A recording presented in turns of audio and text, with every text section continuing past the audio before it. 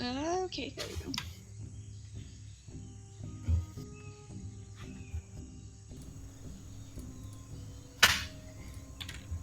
Let's try that. Ah, there we go. Hi, everybody. Welcome to our Saturday night stream of Tomb of Annihilation. So far, there has been less annihilation than some streams of this may have had, but Lots of tombs. Lots of tombs, and we're still early days. So definitely getting there, I think. Who are we playing with tonight? It's the same people we've been playing with, but let's go ahead for all of the new people who might be watching. Let's introduce who we are. Starting, let's see, we're going to mix it up here. I always start on like an end. I'm going to start with T. Who are you playing tonight? I am a little gnome lady with bright orange hair who talks to animals a lot. Excellent. James. Hello, I am James. I play Jarus, the Triton soldier warrior who now finds himself, who has come to the surface, which is a world that is very wondrous, perplexing, and enraging. Excellent. Patsy. I am playing Miss Galia DeHaven, a faithful paladin of Lathander, who is trying to destroy all the evil in the jungle and also destroy the tiefling evil within her. That's a lot to wrestle with. Tom. Well, I am the party's rogue. I pick locks. Occasionally, my tiny little fingers find their way into other people's pockets. Most recently, on my trials and tribulations as a thief, I stole Volo's Guide to Monsters. So that's big old boon for our group. From Volo. Not like from a shop somewhere. Yes. Yeah. And don't forget to introduce Gramps. Copy. Oh yes, and my the spirit of my grandfather has taken the shape of a grumpy old desert owl, and he is my faithful friend. And you're Minky. And I do have Monkey too. Yes, not officially yet though. I think he's just following me around because he's interested so far. Hopefully we become friends. He or she. I probably haven't checked. And last but not least, Brad. Hi, I'm Brad. I am playing Red Stoutfist, a dwarven war cleric. He's trying to figure out what faith it is. I mean, it's a good thing to be working on. For a cleric. I did show this to everybody last week, right? Yes, the very it cute. was adorable. We loved it. Okay, just making sure. This is where we are, people. We are working with flying monkeys this week. Oh, I didn't notice they have the little spotted tail there. They're so fluffy. I love him. I love him. And I, of course, am Lauren. I'm going to be your dungeon master for this thrilling adventure. I'm playing characters such as Quilgok, the Turtle Guide, Deadly Treasure, the Turtle Guide's Ankylosaurus,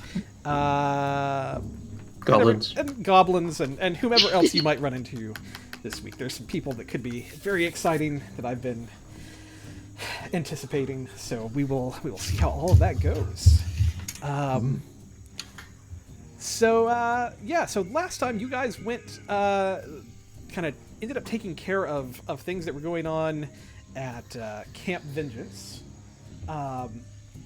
and you then went into the jungle to find Vorn, the Shield Guardian, and found him, but realized you did not have the control mechanism for such a creature. Oops. We knew we didn't have the whole time. It was all part of the plan. It was. It literally was. It definitely was. And from there, there were flying monkeys that accosted your group in the jungle. Before that, there was a case where Red had some kind of sickness that took over him. Crazy thing happened. Had some crazy visions in the jungle, and then Aza and Aragim made friends with some flying monkeys who led them to a goblin village, based on some questions Aza was asking about this control mechanism and the wizard and all that kind of thing that was involved with the Shield Guardian. So, without further ado, let's go to the village of Yeliark. Yeah. Let's see what is going on here.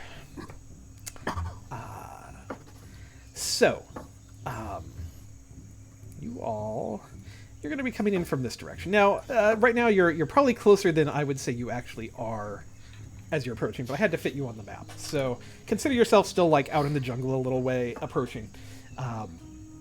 As you are headed in to this area, you see that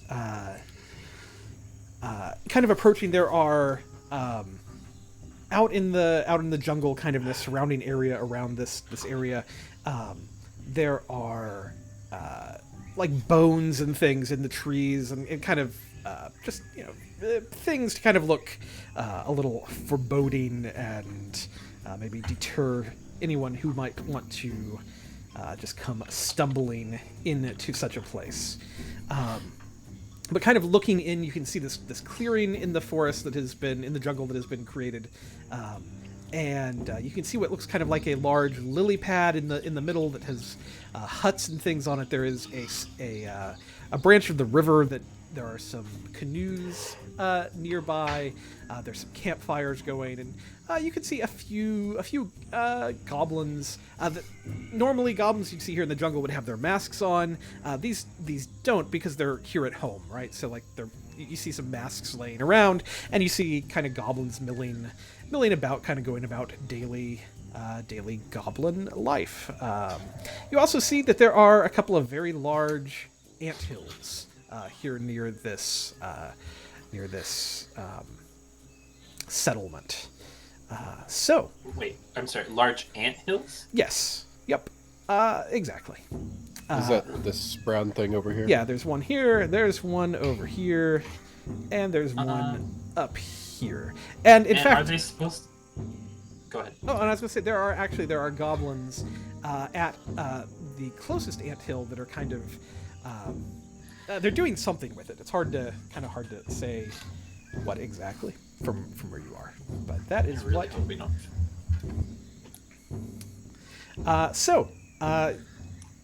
What all would you like to do as you are approaching this village? You, like I said, you're still in the jungle. You're kind of quietly coming up on it at this point, and this would be the point of figuring out how you want to approach.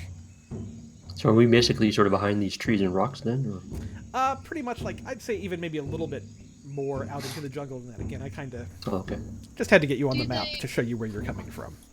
Okay. Right. From where we are, can I make sure that these aren't like Indiana Jones and the Crystal Skull kind of red ants that are gonna eat you alive? Big ant hills, big ants. Yeah, right. Well, how tall are these ant hills? They're about 8 feet tall. Ah! They're pretty massive. Ah! Okay. Sounds like termites. Could we send Gramps maybe would he get noticed by them if he just kind of took a little loop? I mean, he's an owl, so he'll stand out as much as an owl does. Well, if he flies high. Well, maybe they're hungry. I mean, I guess I could send. I'll pull out my cloak and I'll pull open my cloak and let him hop into my hand. So, Gramps, what do you think? You okay to fly out there? And he'll do his eye roll and then like start hovering in the air lazily. And, all right, I think he's okay with it, guys. And I'll just throw him in the air, basically. Thank you, Gramps. what is Gramps? Does he have a passive perception on his sheet at all? Yeah, I'd say 13. Okay. Yeah, Okay, great. higher than mine. Okay. What are you specifically? What is he looking for? What can I tell you about that he would be? Um, I'd have to be like, so what are we like exactly looking for, Galia? Because I have no clue what this end about. It How many sounds people and where? Yes, how many people, how they are defended and fortified, if there is such a thing as fortification for them. Oh wait, and we kind of want to know where that wizard is, right? If he's here at all, or Or the amulet itself.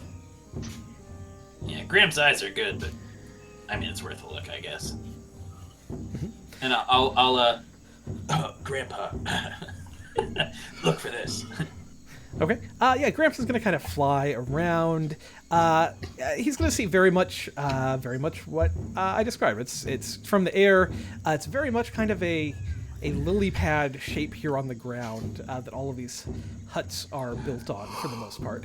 There's a separate hut kind of built off to the side over here with a fire going outside of it. There is a cage. Here on a wooden cage here on the southern side that has some barrels and things around it. And aside from these anthills and these little huts, this hut specifically, Gramps would notice that there are two goblins who are kind of stationed outside of it, and they look like they are kind of on guard, maybe ceremonially or guarding something inside this hut. Is there any way to be able to tell like what this stuff is? So those little things, those are more of like those little skulls and things that you've kind of encountered that are kind of on little spikes Like or warning things? yeah, kind of just warnings approaching this village. You see a lot of like animal bones and maybe a couple of human skulls, that kind of thing. But it's mostly smaller animals. There's a couple of small dinosaur kind of heads, that kind of thing. It's all down to the bone. Gramps also flying around, like he would see that there are. It's kind of hard to tell because they're kind of moving around and shifting around.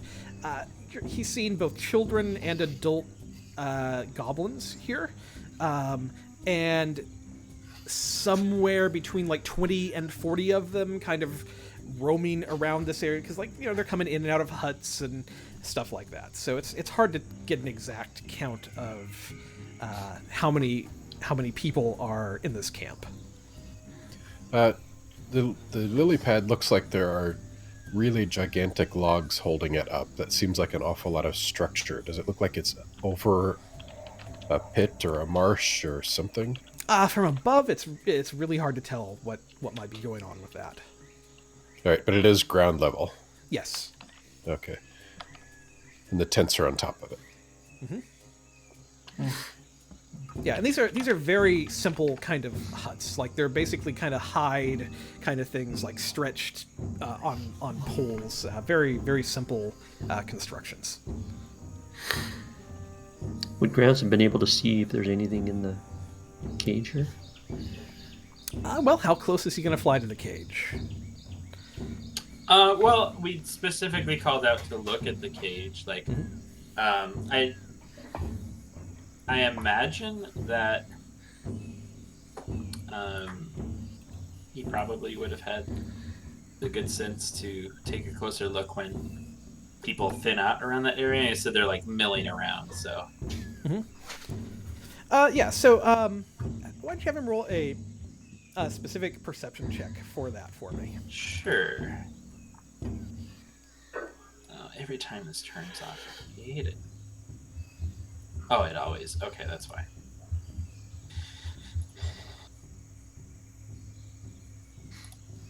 Uh, 22. Ooh. Yeah. So this cage, it's a bamboo lashed together kind of cage. So fairly sturdy, without being overly heavy or metal or anything like that. What Gramps is going to see inside it is a skeleton that looks like it's been in there for a while. He's also going to see that there are. It looks like they've honestly been using this area almost to like they've got like some stuff stored there and stuff. Like, it doesn't seem like an area that they use very often.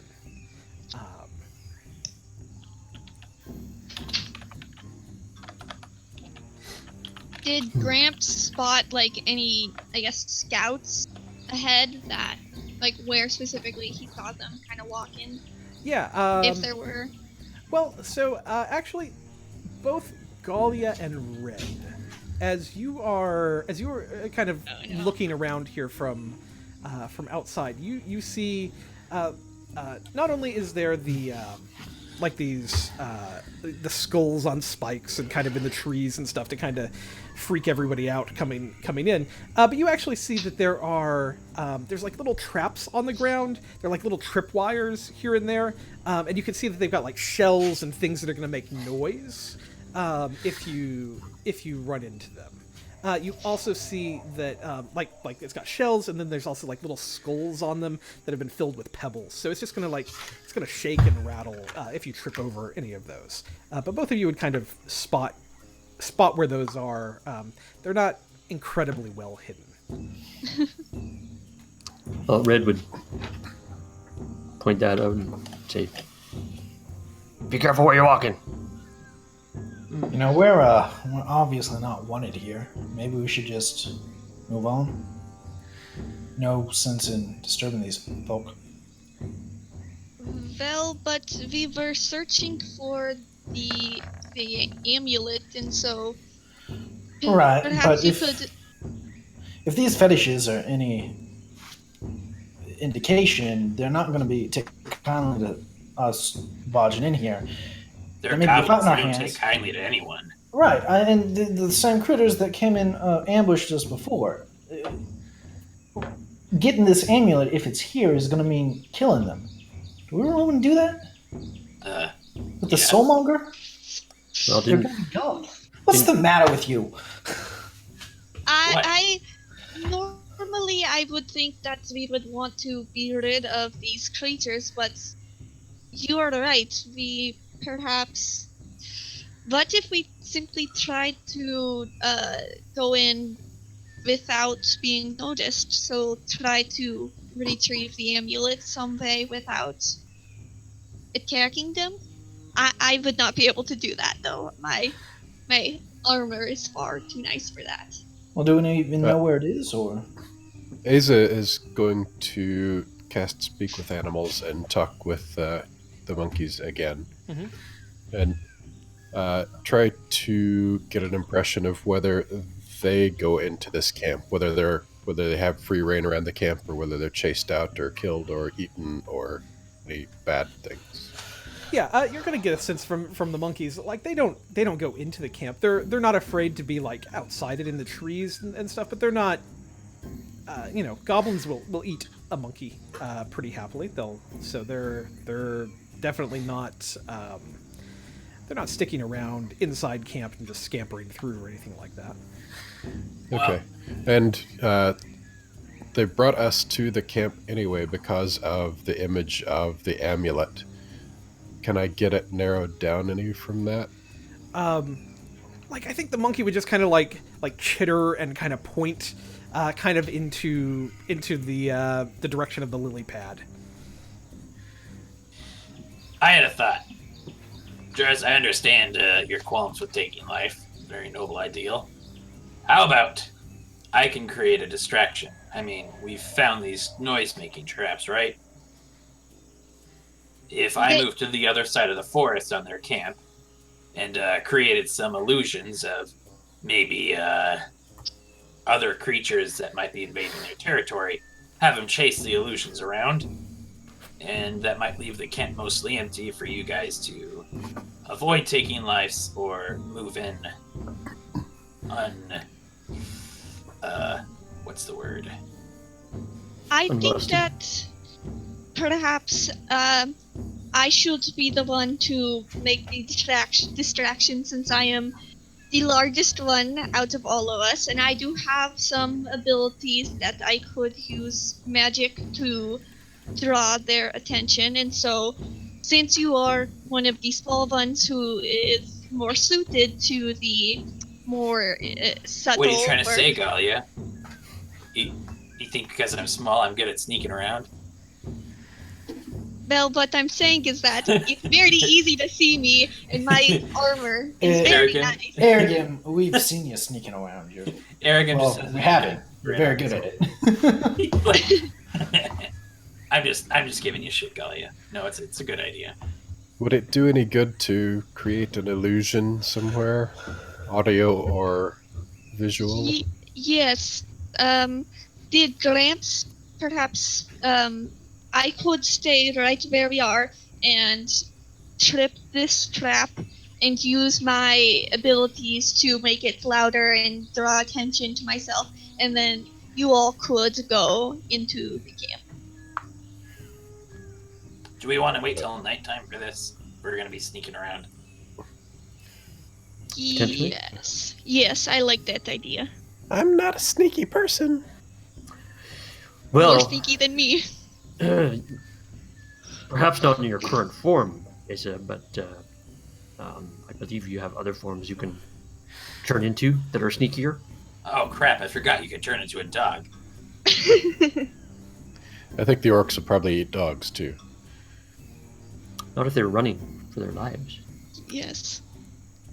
Let's see. What do you think, Jairus? If we avoid taking lives rather than going in and killing all these people? I just don't like it. Its value, cost, doesn't really add up to me. I mean, how much did he say we'd get if we got this thing? A lot. Yeah. Yeah, I don't Not only that, if we get sure I the remember amulet, that. But these things are really powerful. Like, it can protect us in the jungle. It could carry things. I am very strong, but not strongest. So, more food, more water. Well, we just gave up a bunch of food and water. Yes, but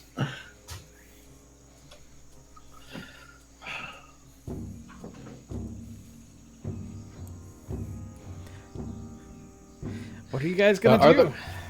Are there any other animals in the camp that are free to wander around the camp? No, like you're really not seeing. This does not seem particularly animal friendly. Yeah. You're seeing much more animal skulls than living animal creatures. Hmm.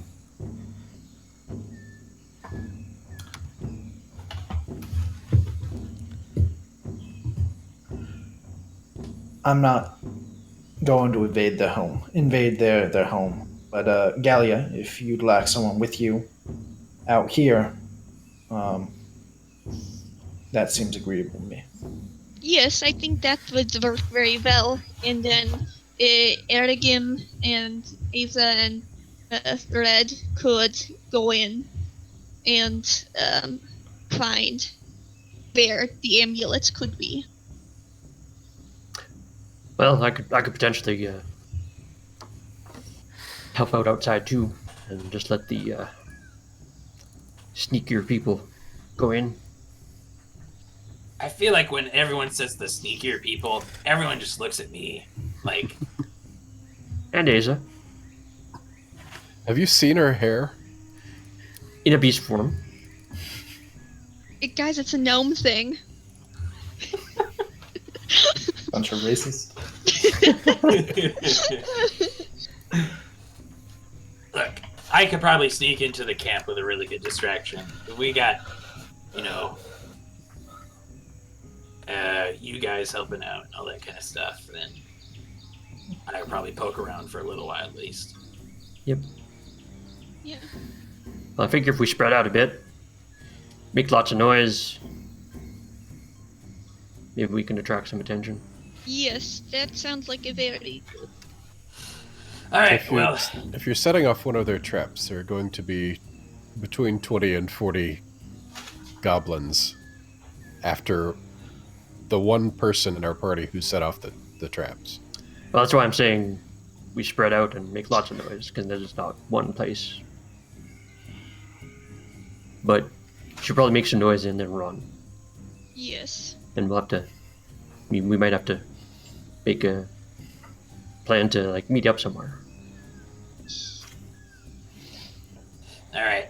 Well, let's find a rendezvous point. I'm gonna see if I can get some natural camouflage, and we'll get to working on this. Yes, and then at night we will. Right. Are there any guards, anybody close to this cage over here? I mean, there are people wandering the camp. There's no guards standing on the this cage. Okay. I wonder if that's something we could sneak to examine the skeleton before we do anything else. See if... I wonder if that's the wizard. Well, I'm sure it is, but I feel like if he had any important jewelry, goblins would have taken it, you know? Mm-hmm. Sorry, I don't know if that was in character. Sorry, Tom. I don't know if it was in character either. All right. So, a few miles out from the camp, is there like a tree that seems like particularly noticeable that we could put marks into? Yeah, I'd say you could find a spot that you could mark. Now, getting back to it, we'll see how all that goes in the dark with some survival checks and stuff. But yeah, you could definitely find a location that stands out to you. Okay. Can I attempt to make myself more stealthy by removing my hat and I'll don't lose this, and I'll give it to Galia, and I'm gonna cover myself in mud and I'll take some rope and tie tree branches to my arms. Don't look at me, I'm a bush. I mean, I don't know if it's actually going to make you more stealthy or not, but it's certainly a great visual. It's highly encouraged. Yes, I absolutely do that. There's I become Bushy, the thief. That's my new nickname, Bushy. All right. Yeah. You put mud all over and just get. Galia has your hat for safekeeping. Now you're ready to fight that predator. I'll also give her my 10-foot pole. Oh, If now she'll have it. that is trust right there. Commitment. That's commitment to this. I appreciate endeavor. it. I'm marking it on my notes. Galia has. I know what other stuff you have, Galia. I'm keeping track. Mm-hmm. Yes, she can hide the 10-foot pole somewhere. It's like holding it behind my back. I don't have a pole. Yeah, what? Foot pole. All right. Yeah. Okay. Then I'm gonna wait till nighttime. I don't know what everyone else is doing. I'll shine my armor really pretty. Okay. Oh, hey. Whoever wants to make some extra noise, I can take the signal whistle that I got. I could. All right. I'll give it to Galia. Okay. So you guys are gonna wait until night. Talk to me. What kind of noise and that kind of thing? How are you approaching handling this? I am going to kind of do it from where we initially spotted the trap, Mhm. and just kind of wait there until it seems like everybody else has gotten into other positions across the camp. And so once I guess James and or Jaras and Red have gotten to spots that I can kind of see, hopefully. Okay. Where are I'm going to. Sorry. So Yeah, I was going to head westward toward the river, Mhm. and I just remembered or looked and saw that I have cook's utensils in my pack, so I'm going to get out a spoon and a pan and get ready. Excellent. All right. Holy crap! this is gonna be wonderful. So Jarvis and Red, are you both kind of over this direction together? Is that kind of the plan? Um, Or are you kind of spreading out a little bit? Like, what's kind of I think your... I'm spreading out a bit more.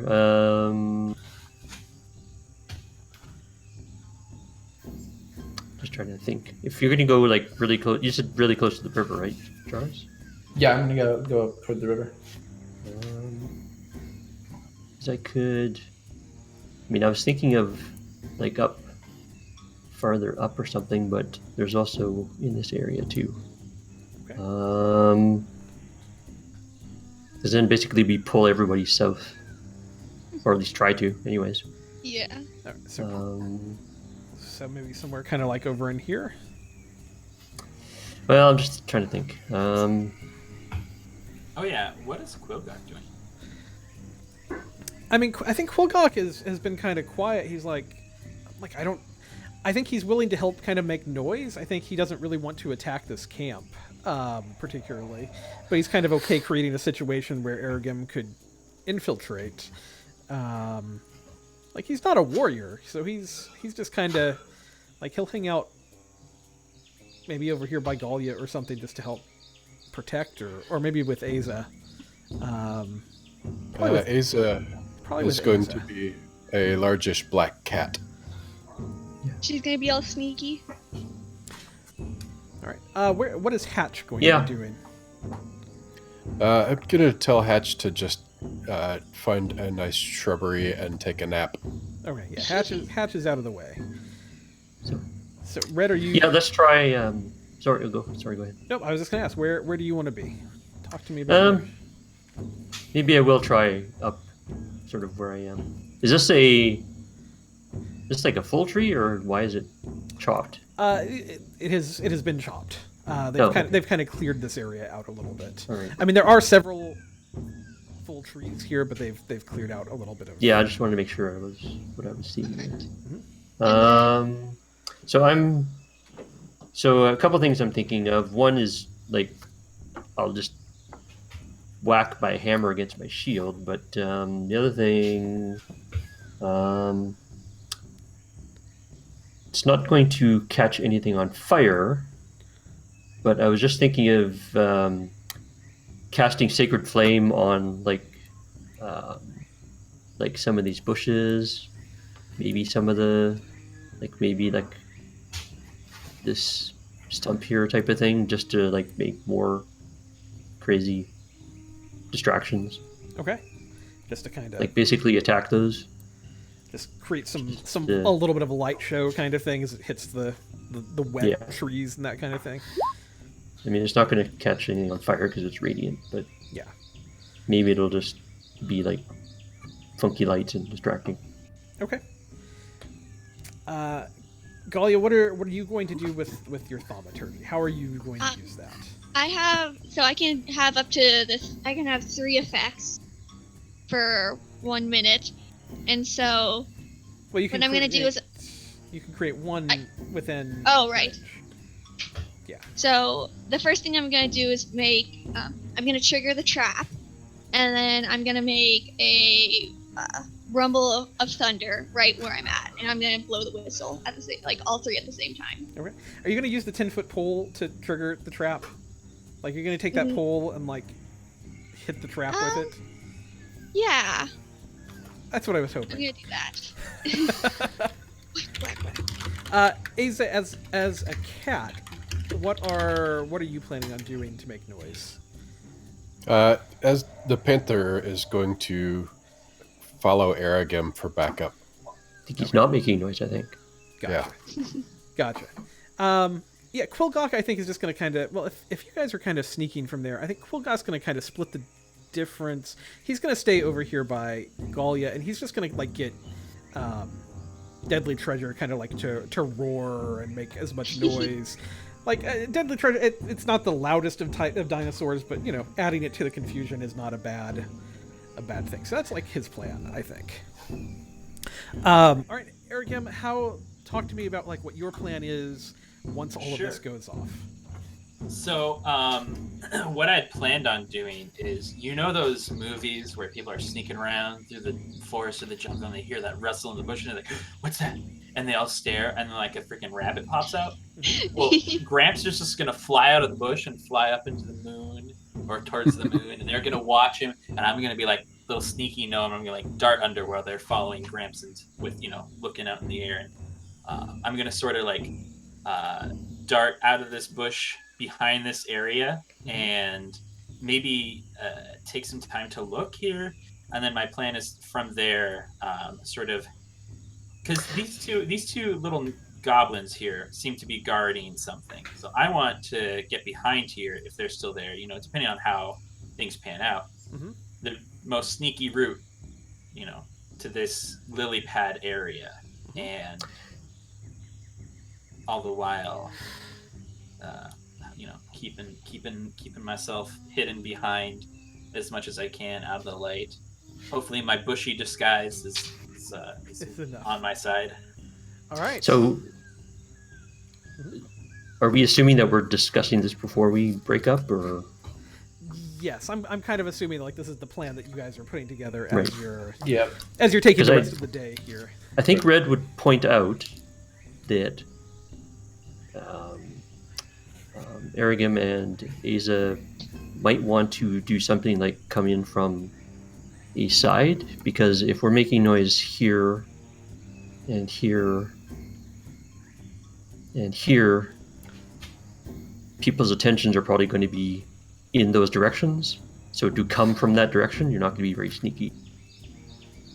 So you might want to come in from behind. Maybe here then. Well, except Jarvis is over here, so. If you could come in more from you like want the us north. You want us to come in from like. Well, the way we're doing things at the moment, you might have to come in from like the boats. Okay. At the very least. So maybe more towards the north end. Yeah. Yeah. Okay, that makes sense. All right. Because whether or not we get people to chase us, I don't know, but they'll at least be looking in the direction of the sound. So where do you think, Arigam? Are you going to come in? Are you going to try to come like swim across the river and come in by the boats, that kind of thing, or like what is? I mean, there were the quippers in there, or whatever, the piranhas, right? Yeah, you know, throat leeches. Like you can just go along the bank, can't we? I mean, yeah, you could. Or he could, from the, I guess from the east, if he kind of walked through the jungle and then made his way up the north, and Yeah, that you could could. work too. I was gonna say you could also come around from the north if you kind of circle around. As long as I can avoid the fire ants, I'm good. Okay. Yeah, the northeast looks really good. Yeah. Okay. Well, I'm gonna bring you guys up here then. Oh, okay. Sorry. There you go. You do it. Yeah. It's your character. I'm done moving it. All right. That sounds like a plan. Is there anything you guys would like to discuss before we try to put this into action? Did everybody else hear the air quotes around plan? That's always the case. This is better than we usually do. Yeah. Honestly. All right. We chain pull the dungeon. That's what we. Oh wait, I guess we're still technically doing that. Yeah. This time it's on purpose. Yeah, this time it's on purpose. All right. And we all know where we're going to meet, right? Yeah, we all know where we're gonna be. Just What is just so that we actually have an idea of that. Where is it roughly? Just to the east, right? Yeah, like I think it's kind of like southeast of here. Okay. Like probably maybe like a mile away, mile and a half, something like that. Maybe you found kind of a really distinct tree that kind of stands out, or something like that. That you can that you probably marked it somehow. There's like markings on it, and maybe you even marked a few things like around it to kind of point the way to it, just so you can. I don't. You had plenty of time to do that kind of thing, so. Yeah. And try not to run directly to it. Like, take a long way around. Yeah. so you can get lost. Well, that or the goblins. Let's do it. All right. Ooh. Here's what I would like to do. I would like everyone to roll initiative, because we're just gonna see how this all comes up. I'm just gonna roll the single initiative for the goblins right now, and we'll, if we need to put them more in or anything, we'll deal with that. Let's see. Oh, Get Quilgok in. And I think that's everybody for me. We got rid of all the NPCs last time. Excellent. so I rolled on Aza instead of on a panther, but the dex modifier is the same. Okay, great. Oh, and do you have your panther form available to you? I don't think there is. I have a sheet, so I can roll with it. Okay. Yeah, I have not made you a panther. Oh, no, I did make you a panther. There it is. There you go. So, so there's a panther token for you for now. I'm just gonna move you up here into the corner. There's your panther. Okay. You should have control of that. Indeed, I do. Cool. All right. So let's go ahead. Who is making the first sound? What is the plan for that? All right. I Golly- was gonna tweet the whistle, then make the thunder happen, and then poke the trap, and then just move around in the armor too, All which right. already makes a lot of noise. Yeah, you're going to do that. I like it. And everybody else is going to begin making their sounds. Jarrus.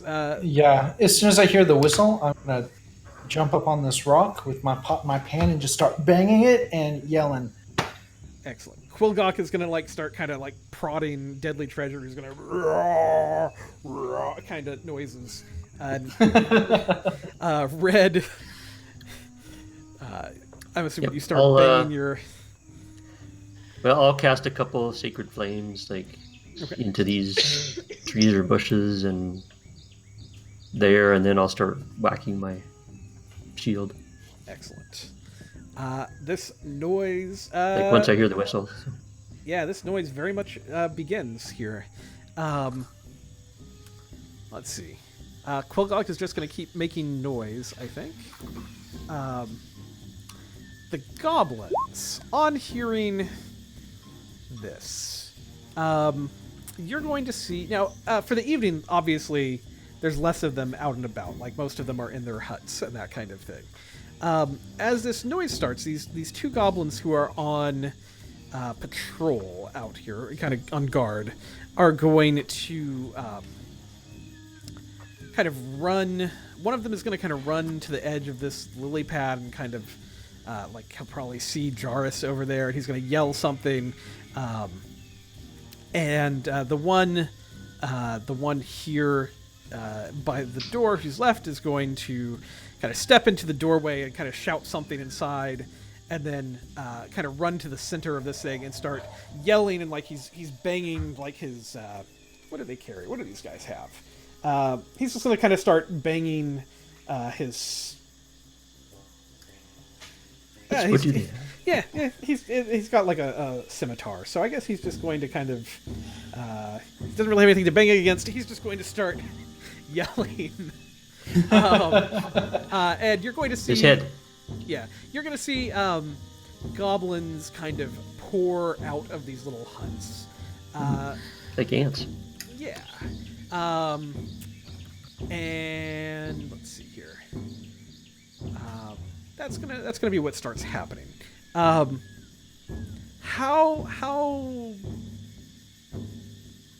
Let's progress this around. Let's say a round of this kind of has happened, and goblins are starting to come out of these huts and stuff. What are you guys going to do? It's been 6 seconds. Do you keep banging? Do you keep throwing sacred flames? What do you guys want to do at this point? Are you still making distraction? Aragami, you have not you and Aza have not had a turn to move yet. Do you want to try to start moving in at this point, or are you kind of waiting for an opening still? Yeah, so my question was, with all the commotion that's going on, would I just be able to sort of make a stealth check and then run up behind this? Yeah, go ahead and make me a stealth check, and let's see. Okay. And then my question is, would be with advantage because all the commotion? I think definitely with advantage because of the commotion. 25. Can you stealth run, or is it just a usual movement? It would just be a usual movement, I think. I can bonus action to move twice my speed. Right, cunning action. Yeah. Oh, that's a good point. Yep, perfect. So I will move up here. Oh, nice. 225s. Yeah, that's excellent. And Aza, And- are you going to join him, or are you? Yeah, we'll be up here. Okay. And my question is, Is Gramps coming with you, or is he like he's giving in an the air. overhead He's air view? support. All right. Your question, you said you had a question. Oh yeah, could you give Gramps sight? He still doesn't have any vision. I think it didn't get added to. He should. 120 Not for me, at feet. Oh, there we go. How about that? Yeah, that works a lot better. Thank you. Okay. Panther Aza actually isn't seeing either. All the shadows that I see are from the gnome Aza point of view. There you go. Try There that. we go. Okay. That should work for our current purposes. All right. Everyone who's making noise, do you just continue making noise for another round, or what is your intent at this point? I want to keep banging my pot until it looks like they're actually gonna chase after me. I'm gonna step forward a little bit more to be seen, and I'm going to do a tremor this time now right where I'm at. A minor harmless tremor. Okay. In addition to the loud thunder noises. Yep. I'm gonna send a couple of sacred flames, like in the direction of the camp. I'm not gonna like try to purposely hit someone, but just sort of send a couple like over, and I will like step out like a bit and bang my shield, and yeah, again, like Jarrah said, Kind of fireworks. yeah, just that I'm hoping, that it looks like I'm attracting some attention, at least. Okay. So let's talk about what the goblins do here for a second. Out of this tent that these guys were guarding, there's going to be a few goblins who come running out of. Oh, That's the one with the hole. There's. Let's see. These goblins here, they're going to come running out in this direction, and these guys are going to come running in this direction. And there's a seventh goblin that's going to kind of run to the center, say something, and this goblin who is here is going to run over here. This one in the middle is going to just kind of start yelling more things, all in Goblin, of course. Let's see. Other goblins are going to come running out of some of these other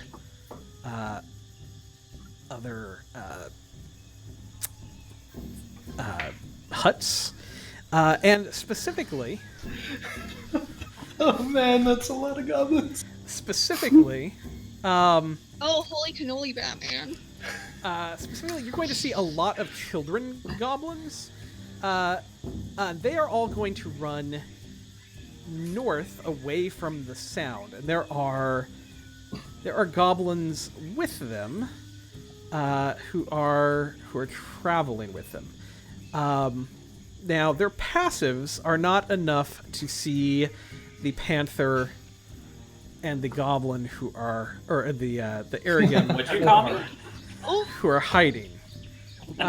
So you guys are kind of like, maybe there's like some long grass or something at this point, and just like all of these kids are going to come like tearing past you. And they're going to kind of like start running into the forest. Now, what you're going to see is these other goblins who are running out. They are going to start doing. These goblins are running with the kids. Is kind of what's happening. They're basically sticking along, kind of to protect them, and they're just running north away from wherever the sound is. The rest of the goblins out here. Oh, sorry, I missed a few. Hold on one moment while I. Holy schmoly. While I add them to the map. Holy schmoly. Imagine a fireball right now, guys. Yeah, that would do it. If we were killing them. Yeah. These goblins are going to start doing something. They are going to start jumping on each other's shoulders, and they've all taken time to to grab their mats. Wow. Oh gosh, that's adorable. That's deadly. That's terrifying. Oh my God. So There's a trench coat missing. So, Oh my gosh. so golly. really think of these as like stacks instead of like tall. It's like there's 3 or 4 of them to a stack. So that's kind of how I'm going to adjust this here. Oh my gosh, golly. Power Rangers, unite!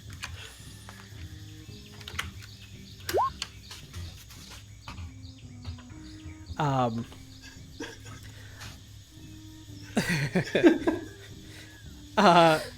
jeez. What are see this? What are Aragim and Yeah. My question is, yeah. does Gramps? He's about 30 feet into the air, I'd say. Mhm. So about 30 plus whatever the Pythagorean theorem is for this.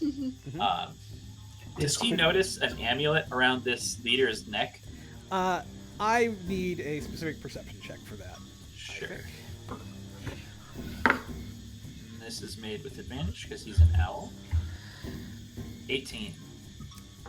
Like he will definitely catch kind of a glint of something hanging off of this goblin's neck. All right. I will turn to Aza and be like, "Heck, the goblin has the necklace, the one in the center. Do we kill him real quick, or do we just steal it from him? Can you like pounce on him and pin him, and I can grab it?" Do you Meow. think maybe you could pickpocket first? I can't ask the question. She'll just push her head toward him. Go. Oh, telling me to go. I think I'll understand. Someone telling me to go. So I will do that, and then I will bonus action to gain another. What? She's gonna get up here, kind of within his sight, and not roar, but low growl, like the menacing. So not really trying to be stealthy, particularly. Not anymore. Okay. Okay. And Aragam, you are trying to be stealthy. Yeah. Okay. Go ahead and roll me a stealth check. Okay. These are 5-foot squares. Yes. Let's say 20 feet away. 13. What is? Which direction did you go, Aragam? I'm going the other Yeah, way. I was basically just going to. Let me think about what the best way to do this is.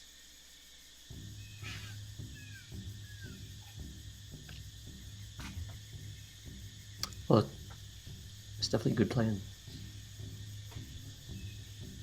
But I can't say anything because I'm not there.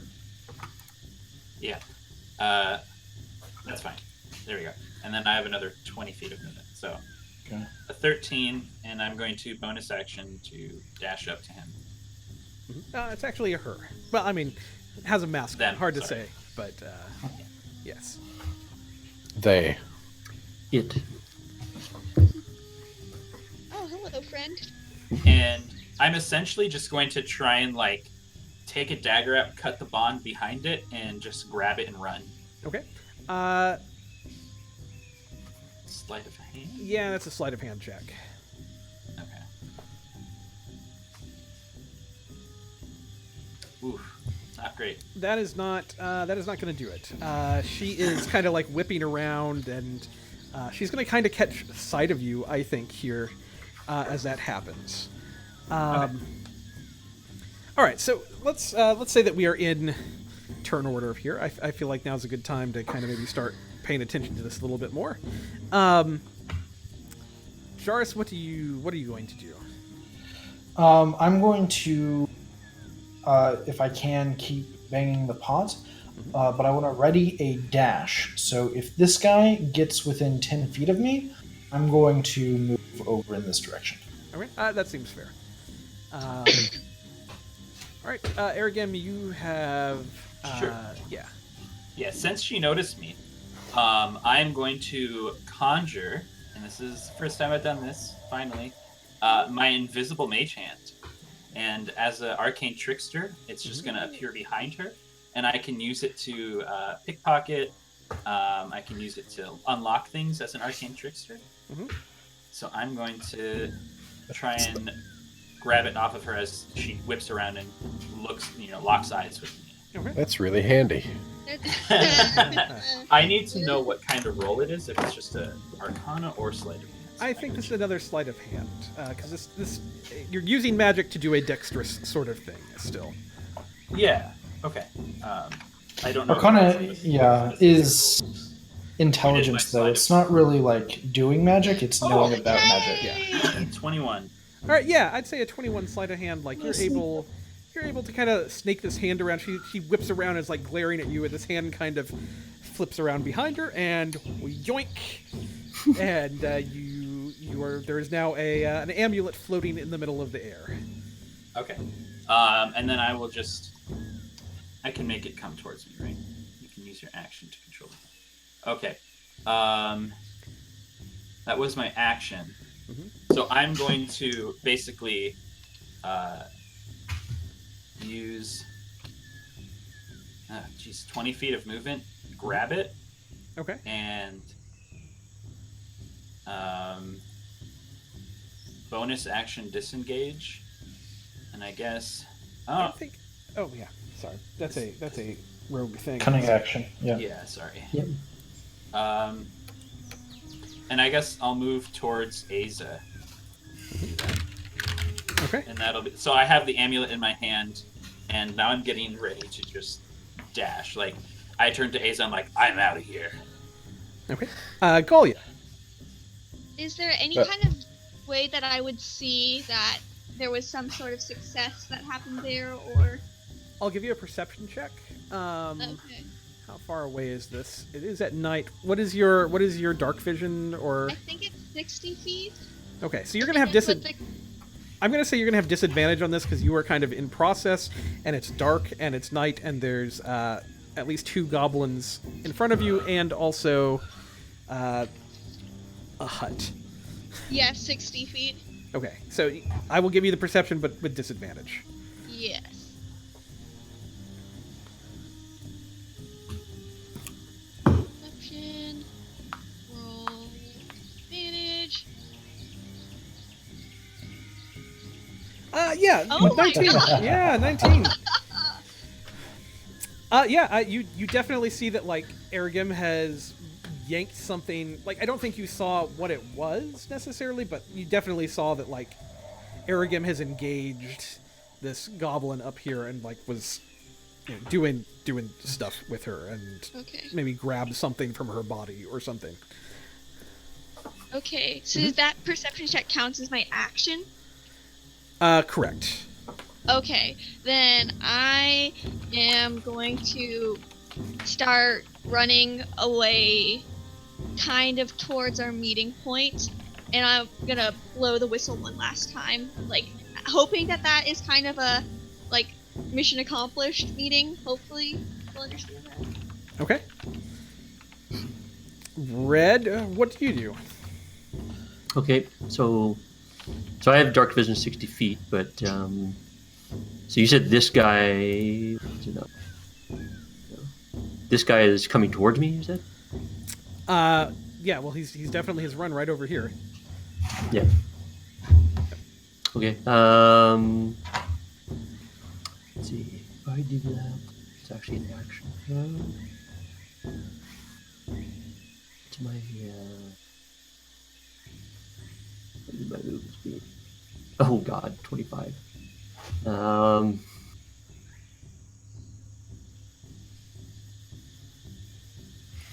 Yeah, I'll try one more time. So for an action, I will do one more Sacred Flame cantrip, like just sort of into the tree beside him, like still not trying to hit him.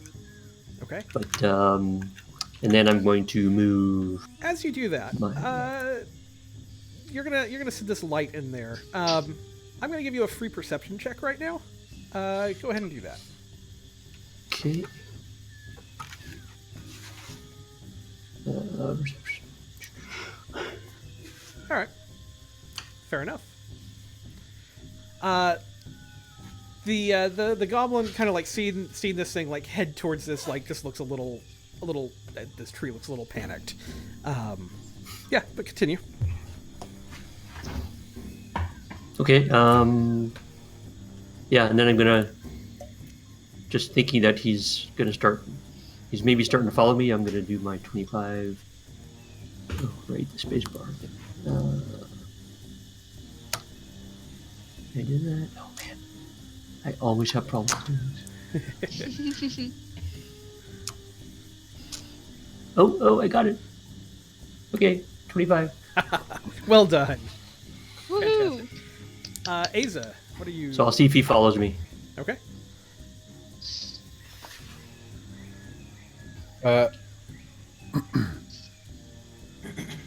So a hold action. I can do a movement and then hold my action to do something. Yep. All right. I am going to do a movement to here. I will hold my action to do a second movement when Aragem does what I hope he does next. So I'm going to kneel down real close to him. Oh yes. Sure. Quilgok and Deadly Treasure are going to kind of follow Galia, kind of casting glances over their shoulder. The goblins. Let's talk about the goblins. Ooh, the goblins. I got a bad feeling about this. I have a great feeling about this. Let's see. I'm on the fence. This stack of goblins is going to come running over this way. Sorry, that's a whole stack because they're all stacked up. That was too far. Oh, okay.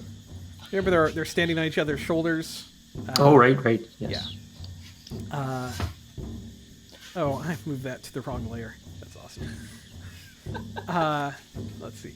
This stack of goblins is going It's a 3 monster. is going to move this way as well. This stack of goblins is going to move this way. These are all stacks? Yeah. Oh, wow, okay. This stack of goblins, you know what? It's gonna move. It's gonna move this way. It's gonna get within 10 feet of Jairus. Okay, so before it has a chance to attack me, I'm going to go ahead and trigger my readied action and over here. Okay. And this stack is going to kind of run over here to the canoes, and they're like all of these stacks, like they've just got like spears and scimitars waving at 4 different height levels, one for each goblin that is there. This goblin in the middle of the lily pad is going to just stare for a second at Aragem, look over her shoulder at this goblin by this tree, and she is going to turn and run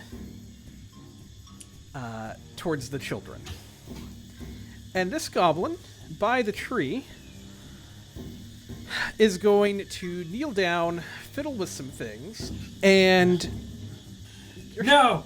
Oh god. you're going to God. see there's hidden underneath all of these underneath these well-concealed vines is a very simple mechanism that he just pulls on, and you hear kind of this sliding sound And suddenly, let's see, the best way to explain this Oh God. is probably to reveal what's behind this dynamic lighting up here. What's that big square? This tree that has been laid underneath Oh my God. this lily Oh! pad Oh! springs up. Oh my God. It's like The Simpsons. I'm gonna move Jarvis so I can actually. Yeah, Dynamic lighting please is do, Still in please the do. way. It's going to the lily pad is going to fold in on itself as these ropes that hold this thing together contract, and the tension that has been put on this tree is going to fling this whole thing away as a safety mechanism. The question mark above the dinosaur's head is so cute. Do we see this like mash just go foop? Yes. Wait, so here- I'm confused. There was a tree above this with ropes the entire time.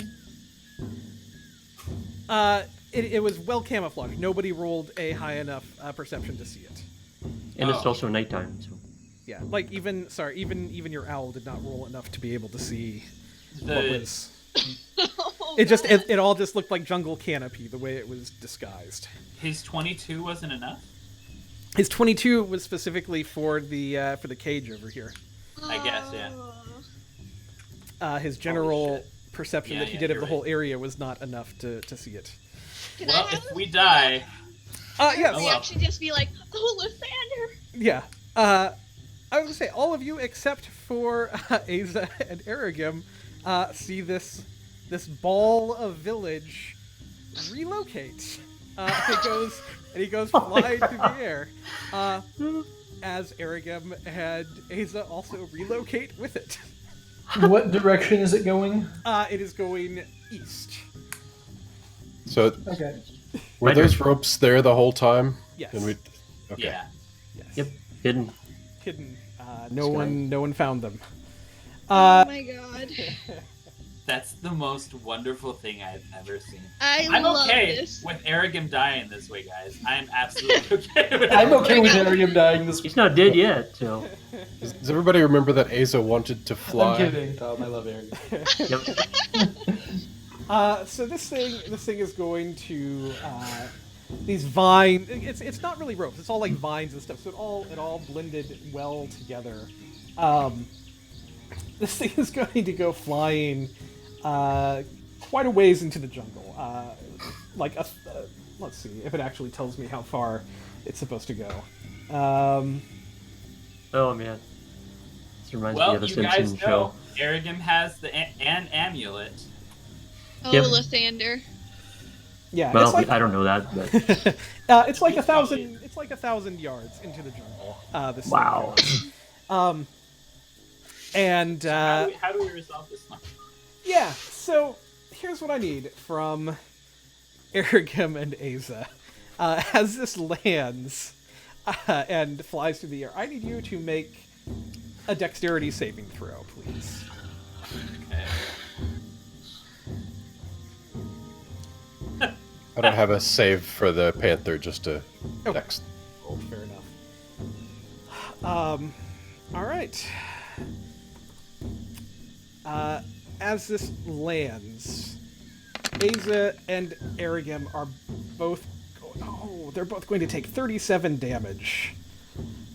Nice. Well, I'm unconscious, but not dead. So that's good. Yep. Should we just roll our death saves? No, it's not your turn yet. It's not your turn yet. I guess. I guess. You're probably you guys still, can move like, I mean, if 3,000 it's- feet before we make our turns. Well, that's a good point. Instead of 1,000 yards. 1,000 so. yards. It's more like dramatic. If Yeah. we don't know. Yeah, we'll get to there. I can make him secret. Aza, with your animal form, that should have helped you survive that a little better, right? Oh, well, 13 from the panther plus 24 from Aza is exactly 37. So you are also at 0. Yes. All right. Oh my gosh, golly. All right. So Lauren, here's- I'm gonna whisper these saves to you. okay. Oh no. I'm gonna do them when they come up.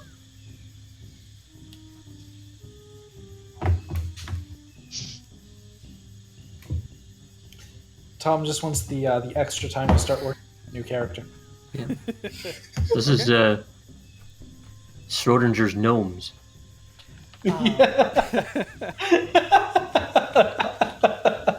They're both alive and dead. Oh, Lathander. Wait, one second. I don't see. Okay. I'm losing video for people. Let's go ahead and deal with what's going on in the camp here. Oh, Lathander. Are all of you trying to book it over to this thing? Is that kind of the new, like, what is going to be? I mean, we can just take this in order here. I guess we've, Jaris, what would you do as you see this launch? A little bit boxed away from where we're supposed to go. So Jaris has, and he's actually going to sort of square up, put both feet shoulder width, put his hands on his stomach, and he's going to do something fun. He utters some case and starts to breathe in, and as he does, his stomach starts to balloon and just grow and grow and grow. Finally, it seems like it's ready to rupture, and he starts to exhale a stream of fog, just blowing it out into. I'm going to center it. Basically, it streams out to like right here, right in front of this goblin, and then it's 20 feet out from there. The sphere. Okay. So, okay, I can put that. Yeah, you should be able to move that around. Great. So that's going to just kind of be right there. Okay. And then I'm just going to... Actually, no, I don't want to put it there. I want to conceal myself a little bit more. I'm going to put it like right there. And I am going to enter the river. Okay. My movement and swim south a little bit. Okay. Arrogam, make a death saving throw. You already did. Golia. I am going to run towards the weird mass of village, just as fast as I can, and I don't know if I can assume if there's gonna be life when I get there. So I'm gonna I'm gonna move 30 feet, and then I'm just gonna dash the extra 60. So, or the 60 feet movement total towards the lily pad. There you go. Give you the, there's a handout for that so you can How did we enjoy not it at see your that? leisure. Alright. Oh, I knew there was a big rectangle up there. I figured it was an animal pen or something. I mean, I thought maybe it was just like the underneath. I thought Kit was really smart. There's no way that this many goblins fits in those tents. Got to be a structure underneath it. Guess not. Unless there was. Well, there still could be. Yeah. Red. What are you up to? Running for my life and other people's. So I will use the dash action and go 50 feet in the direction of the flying lily pad. Okay. Asa, go ahead and make me a death saving throw. One success. Woo! I really wanted a 20 right then. All right. Quilgok is also going to go running. And, like, I think the goblins are kind of running. Like, at this point, I don't think they are after you specifically. Like, they are... they're headed also towards where their new village is, but they are not necessarily pursuing anyone particularly. Like, this is their safety mechanism, right? Like, this is how they avoid dinosaurs and that kind of thing coming up on them. So, like, they don't really care about chasing you off from this location. They're happy to be chased off, and they are just all jetting out. So here's what I'm gonna say. Let's just kind of assume that people are heading. Jaris, what is your plan for heading? You're just kind of swimming down river and then running, or like Exactly. Yeah. okay. So Asa, what I would like is some more death saving throws from you, please, sir. No. Oh.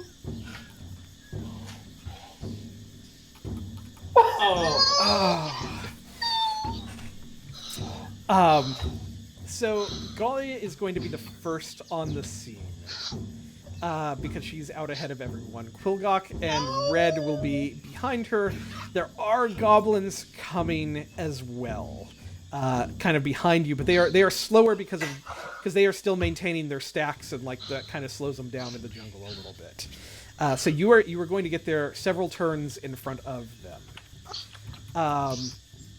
And this thing has kind of reopened on hitting the ground.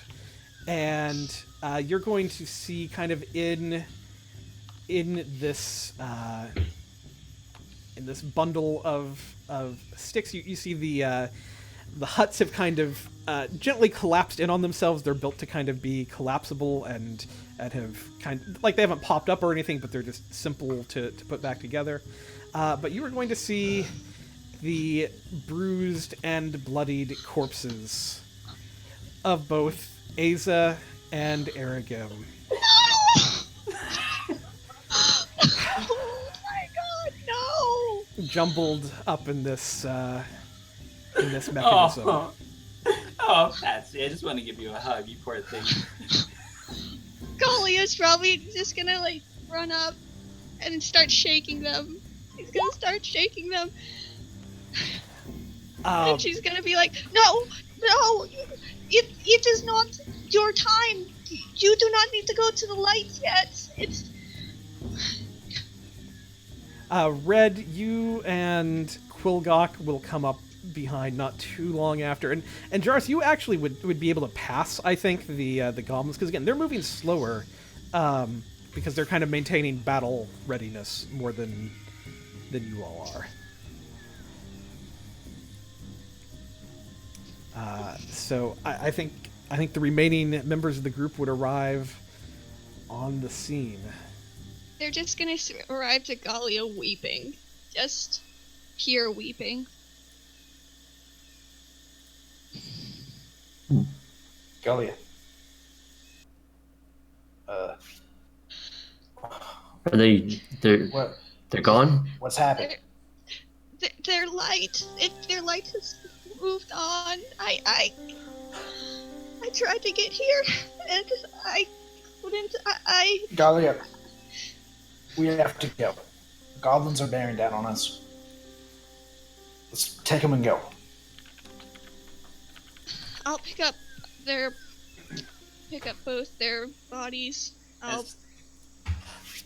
As you pick Aragem up, you notice that in his hands it's tightly clutched the amulet. It's what he died for, guys. Poor guy. This better be worth it.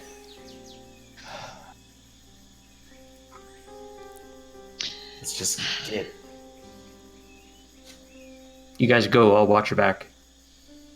I'll pick up Aza and continue. Where are we going? Eastward? Well, why don't we go back to that tree first? Our meeting place. Oh, I lost everybody. You're frozen for me. Yeah, you're frozen. Yeah, it looks like- Brad. Sorry. Brad's frozen. Patsy is. Oh, Got Brad back. I just reconnected. Okay. All right, south it is. Let's go. Yeah, you all head south, and you're probably leaving just as you start hearing goblins kind of moving through the jungle closer to their new home. But Galia has the bodies with her, and you arrive at the tree. And guys, this may be a good time to take a short break. Because we probably need to talk to the Toms and see what the plan is for them. It's a Tom thing.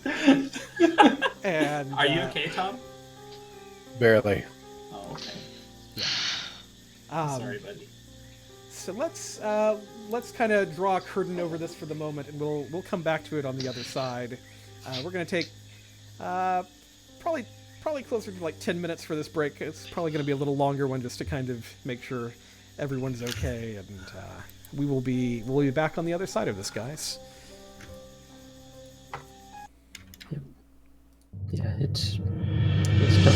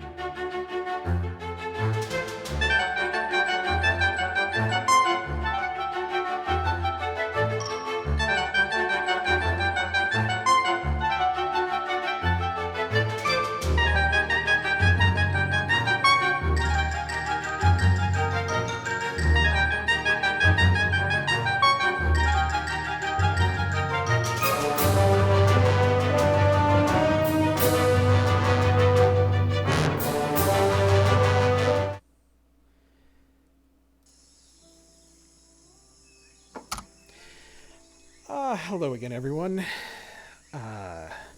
James actually is here. He's just below his camera currently. So No, I'm here. What's going on? pay no attention to that. Maybe I need to reconnect. Oh, there we go. We're gonna pick up right where we left off, with everybody arriving back at the tree, where they had all agreed to meet. The group has left the goblins back in the jungle at their new home, and Jarrus and Red and Gallia approach the tree they had agreed to meet at. Gallia is carrying some bodies with her.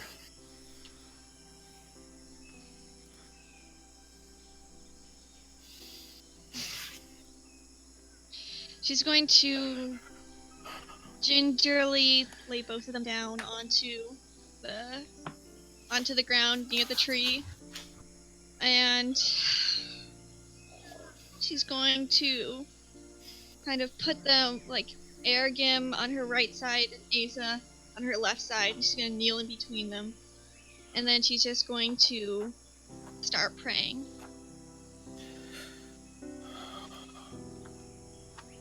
Earthfolk.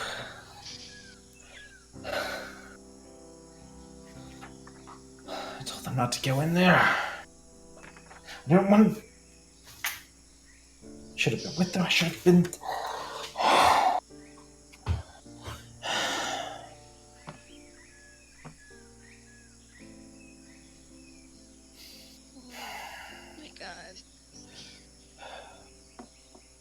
I'm going to, her praying is going to start getting louder, and then she's going to start the ritual for, some burial rites that Asa and Ergim deserve. Even though it's already past the sunset, she's going to just start where she can for the proper rites that they deserve. What does that look like, Gallia? She has her symbol of Lathander, and she's going to kind of hold it, wave it over their bodies, and then start reciting. There's a lot of prayers that I have a specific one saved, but it's going to be something along the lines of, "Blessed morning Lord, you bring us the light, and you also take the light away. And even when we do not understand your will, everything that you do is for a reason. And so I pray that the souls will return to you, that they will be in your glory, that they will find the peace that they deserve, and that all of their suffering shall be relieved in your presence." And it's going to be more along the same of that sort of thing. Yeah. Red, what are you doing as you've come back to the tree?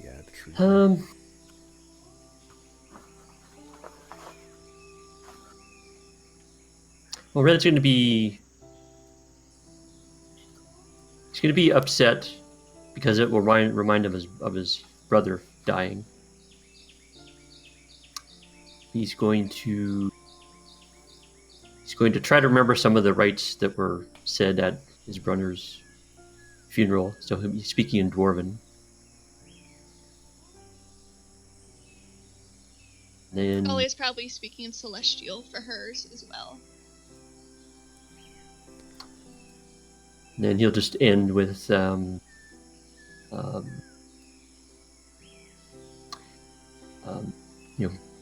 both of you are at Moradin's Forge now, so just rest and we'll see about getting your souls back, so you can pass on. Well, I guess they wouldn't be at Moradin's Forge then, but anyways. Something to that effect.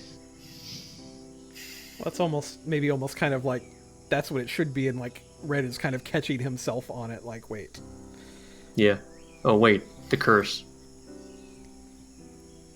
Well, we'll see what we can do about that. So you can pass on.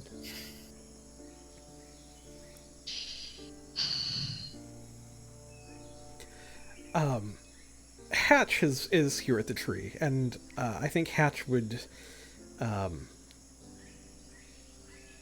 of wander over towards where everything is happening, and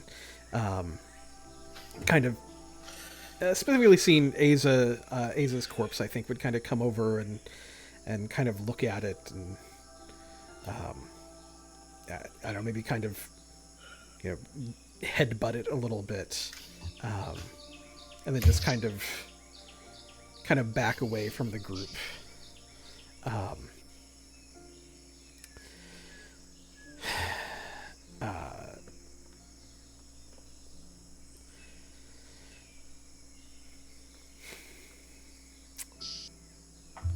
And I think the evening would pass. Once the services are concluded,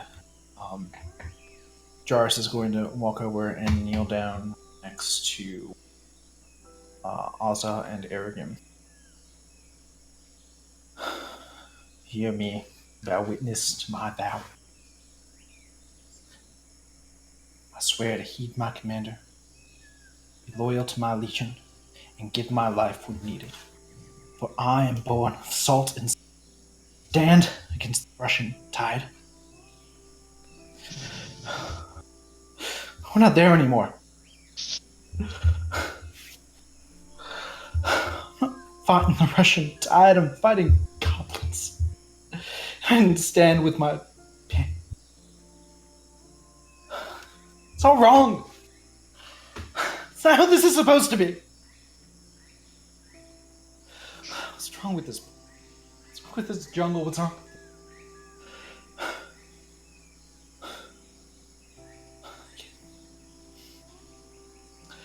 Jarvis is going to take his tabard, pull it over his head, leave it, walk away from the graves into the jungle. Not far.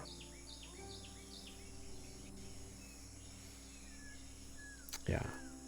I think Quilgok has just kind of been keeping a distance, and like he'll walk out.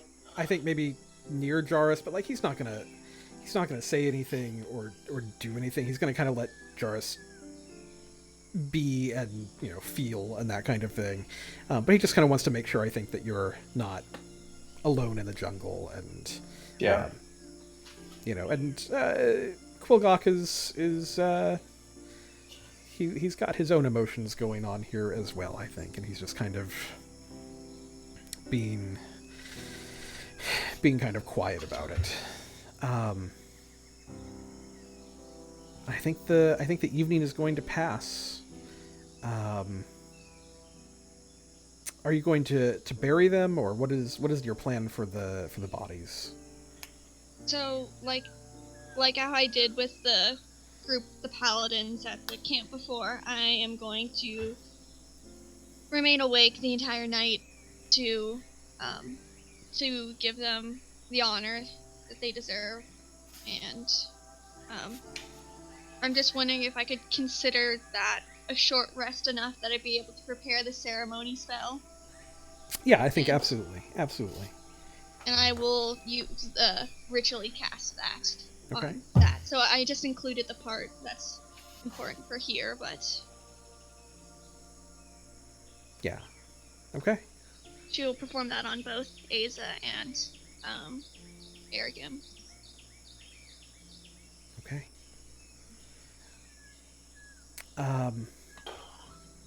Yeah, I think the morning is going to dawn, and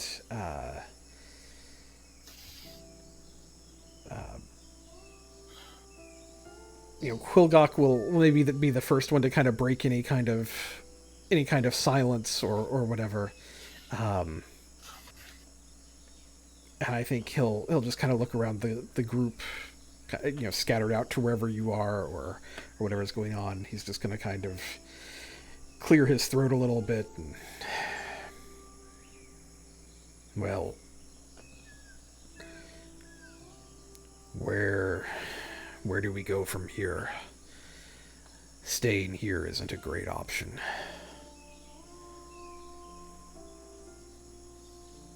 Well, we have a mission. Need to go to that obelisk. We should go back towards the Shield Guardian and use its strength to help us, to push us forward. Mm-hmm. And I'll take the amulet from Aragam's hands. Yeah. Yeah, you all head back into the jungle, I think.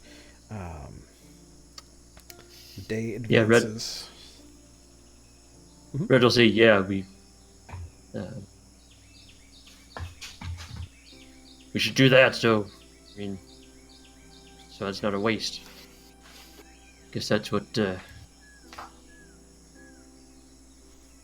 these guys died for, I guess. That amulet. I guess I'm just wondering, I don't know if the bodies will last, but if we took him back to Nyan Zaru, we can eventually solve this curse. I don't know if something could be done to resurrect them or something. I don't know if they'll last that long anyway.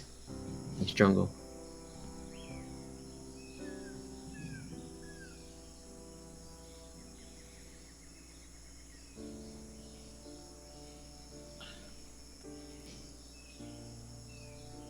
I don't know what they would have wanted.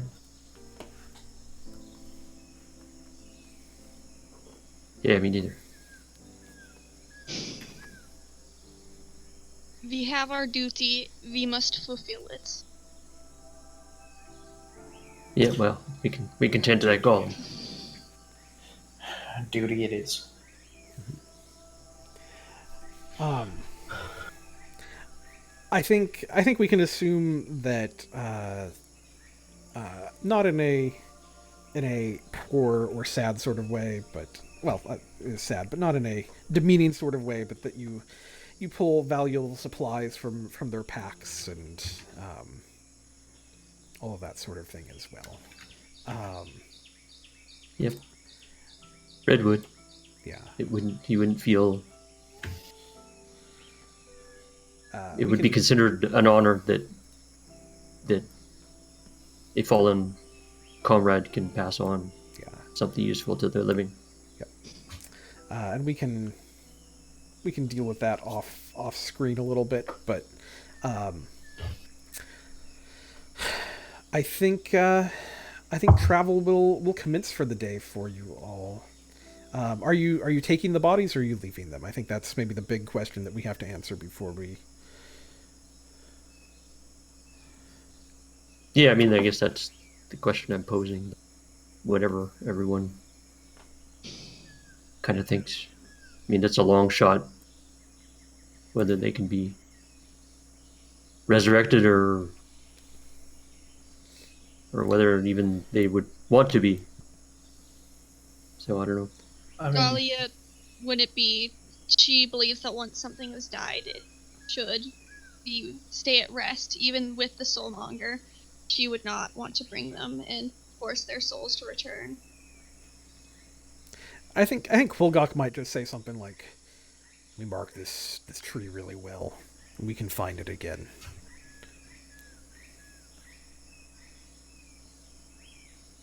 Sure.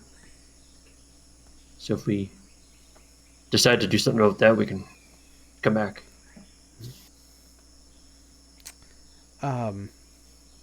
I think the other thing this morning, unless someone had specifically tended to Hatch, I think Hatch will have wandered off into into the jungle, unless someone specifically planned on dealing with the axe beak. I don't think any of us are equipped to. Yeah.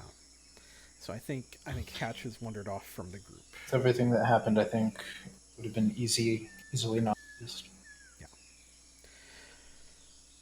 All right. Well. Whew. Yeah. The party hits the road a little more subdued for the morning. And returns uneventfully to the clearing where Vorn was being honored by the goblins.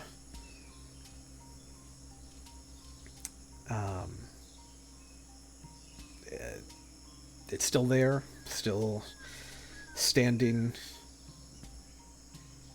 in this clearing.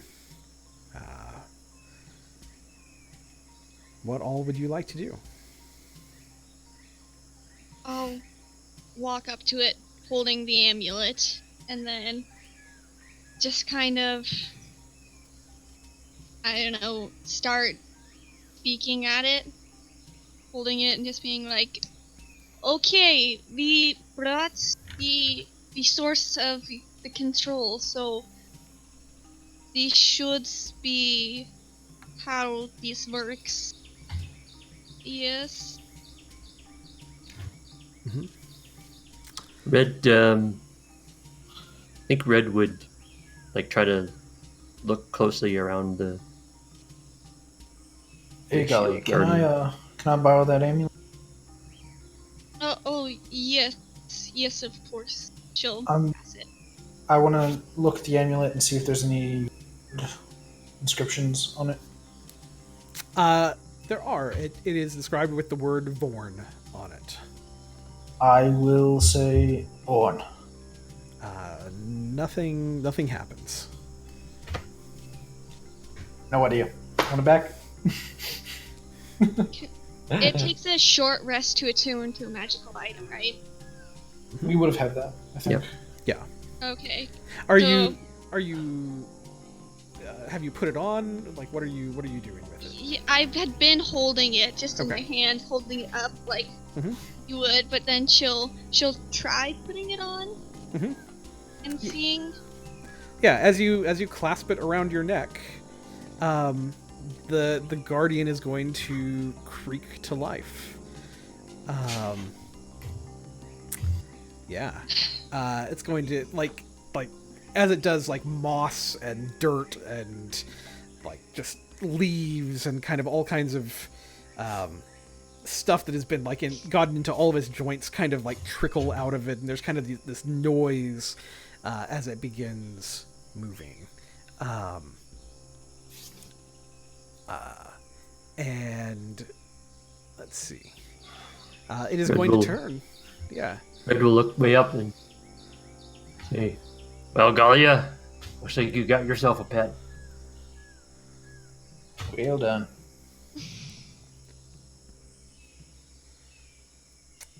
Yeah, you now have a shield guardian with you.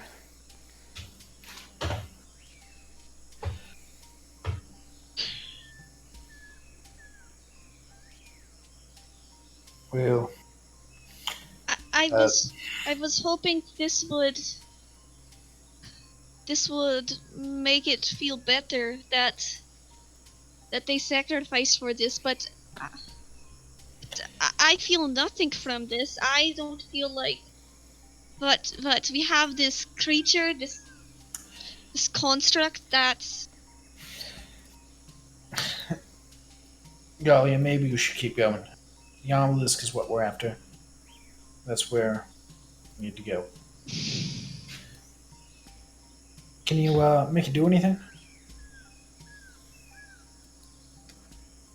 Could you come closer? Yeah, as you say Yeah. that, it walks right up next to you, like almost toe to toe with you.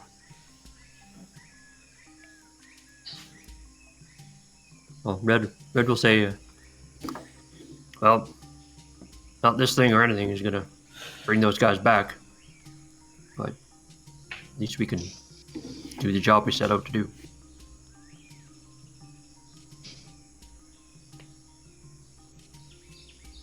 Yes, that is what we must keep our minds on.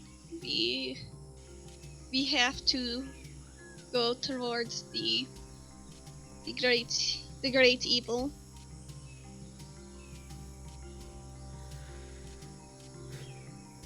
All right.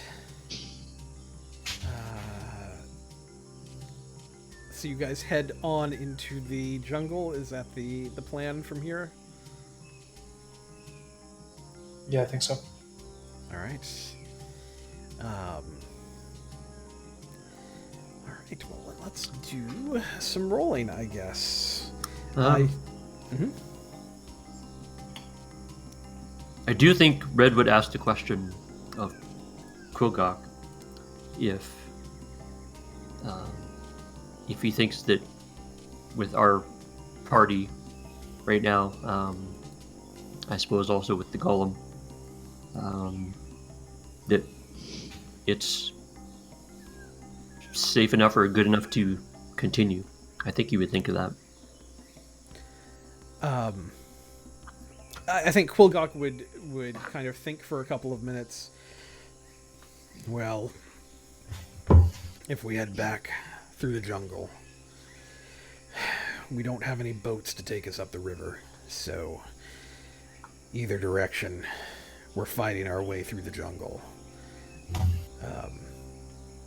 I know there's undead back in that direction on the other side of the river, but we could probably get to Port Nianzeru if you wanted to head back that way. Or we can head on. It's probably about the same distance either way.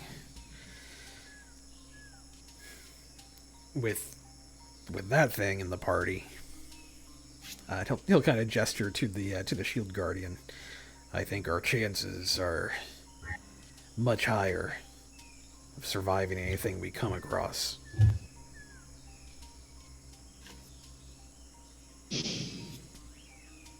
But for your longer quest, well, that's up to you if you think you need to head back to the city, or... Well, there's also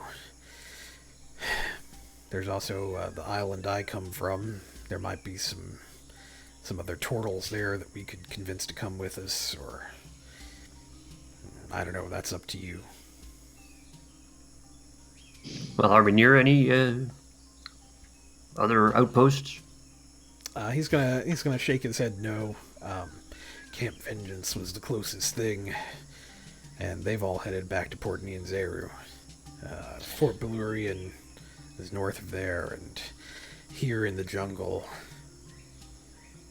no, there's nothing nearby.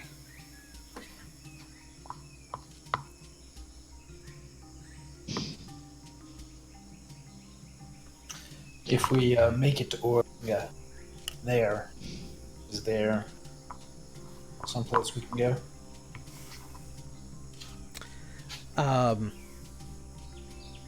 He's going to kind of shrug. I haven't been to Orlunga, so I don't know what's there. I know the Aldani Basin is in the middle of this, the middle of everything. And I know that if you want to get to the other side, over to Jahaka Bay, you can follow the River Tath from Aldani Basin. But aside from that, I can't imagine there's a whole lot of people out here. There's no settlements or anything that I know of. In case you haven't noticed, this jungle is pretty wild. Most people stay pretty close to home. I think we should keep pressing on to Orga. I would agree. I think that we should not return to the port until we have succeeded there.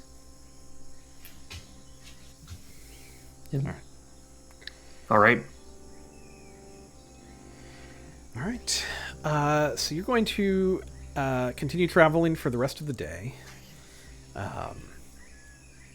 Uneventfully, night will fall. And the next day is going to dawn, unless there's anything you would like to do that evening.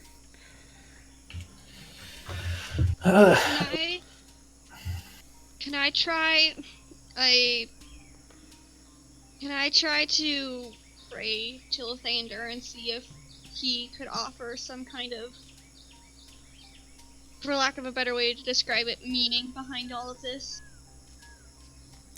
Sure. Yeah, I mean, like that seems like something you definitely could try to do. Roll a religion check for me, and let's see how. I've never rolled well on a religion check. It's because you're a tiefling. Ouch! Oh. Ouch! Oh. Oh, got it. Ouch. Ooh. Sorry, Patsy. Burn. I think that this is pretty well. You're feeling pretty disconnected and kind of just this is kind of maybe thrown Galia a little bit. You're not feeling a whole lot of Lathander's presence at this point in time. Do I feel anything else? No, nothing. Perhaps more in the darker end of the spectrum then? Like anything specific? I mean, to me, that's up to you as a character, like where you kind of want to go with your own. Like, I don't feel like this is. You can kind of interpret this however you would like to for your character, I think. Alright. Everybody's just gonna kind of see her praying at the edge of the camp, and she sits there for a very, very long time until she comes back looking dissatisfied and doesn't really talk to anybody until the next morning. Well, Red will say, you should get some sleep, Galia.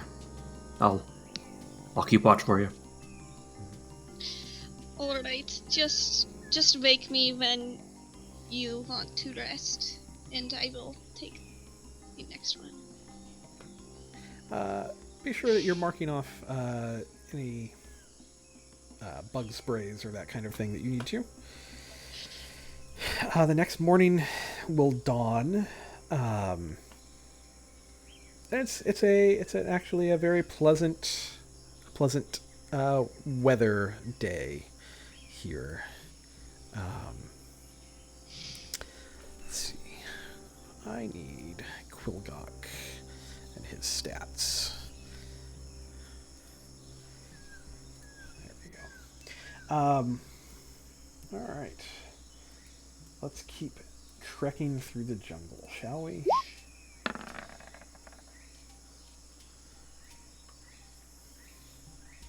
right.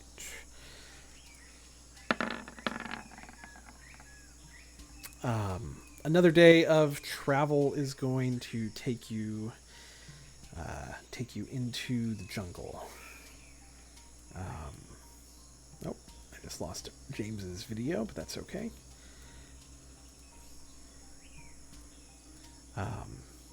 But no, there are no major incidents. Let's see. I'm just going to advance time here a few days, if that's all right. We're going to kind of trek through the jungle. I'm just going to roll a couple of checks for Quilgok just to kind of see how well he's guiding you.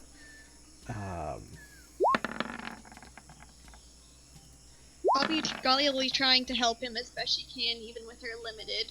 Yeah, I'm still definitely giving him advantage on this,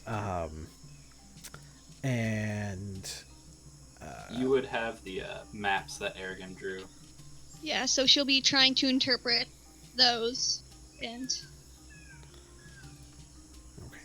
And you know what? There's a little bit of kind of maybe going in circles, but you are going to advance into the jungle a little ways. Let's just see if either of these days anything happens.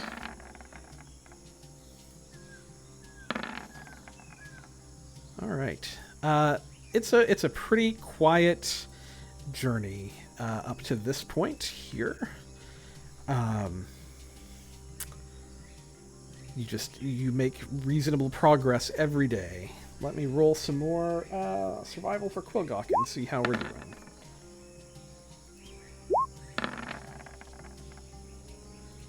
All right. I need to advance the date a few days. how much food total should we mark off? Mark off. Let me see. Mark off six rations of food. We're gonna move you in a little ways.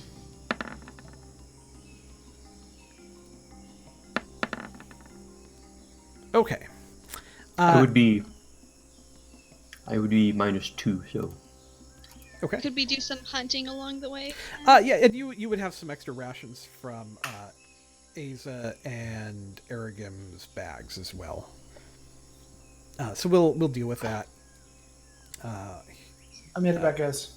Oh, welcome back, sir. Just in time. I need to roll an encounter here. Let's see. Oh, what we've boy. got. We're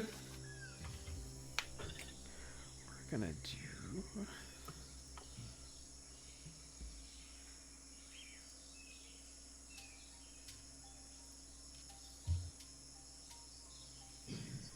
All right, that one seems interesting. Let's look at that. So after this encounter, do you want us to do like 3 survival checks to count for the 3 days? Or I've been doing them. It's fine. Don't we'll fix the rations here. Don't worry about that. Just Okay. mark them off, and if you go negative, we'll solve it with that. How many days have we gone since? 6 days. Oh wow. Okay. Yeah.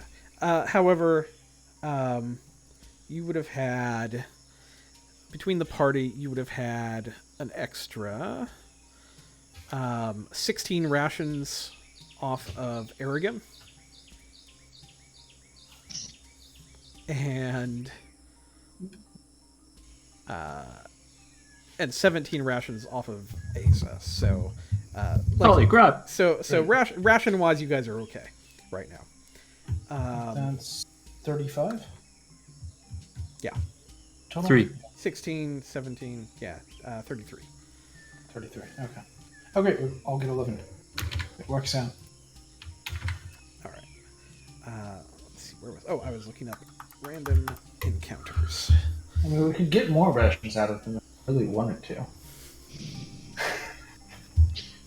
Wow, that's dark. no, no! Oh my God, no! Hey, Lauren made that joke before I did.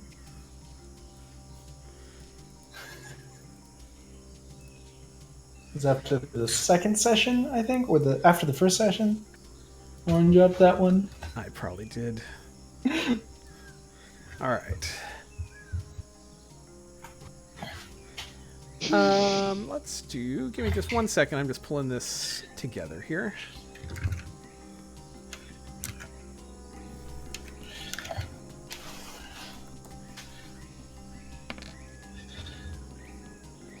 I guess they weren't dead when Lauren made the joke, so there's that. Sorry, guys. I'm awful. I really am sorry. I will try to be better. All right. Oh wow. Okay. Sorry, this will take me just 1 second to get set up. I need a shield guardian. Do shield guardians detract XP? And if so, do they level up? They do not level up, but they do they do remove XP. Aww. Let's see. Sorry, I'm just building your encounter here. Is the shield guardian going to go like on my turn essentially? Like I think he gets his own turn basically, and will do kind of whatever you are directing him to do. it'll probably be just whack at whatever I'm whacking. I think what you would have discovered during this time, he specifically responds to spoken commands. Okay. So he will kind of Come here, go there, hit that. Yeah. All right, here we go. So you're going to be coming through the jungle here on this day, and Quillgok is going to you're going to kind of come around these like just some trees and things, and it's just going to like instantly open up on the other side, and you're going to see just right in front of you there are some strange looking creatures. They look something like that. Oh, those guys are beautiful. Each of these humanoid creatures is riding on top of whatever this ugly creature, the four-legged creature is next to it. Ugly wasn't descriptive enough. Yeah, I mean, I'm sure they find themselves quite pleasant within their own selves. And these creatures are just kind of riding through this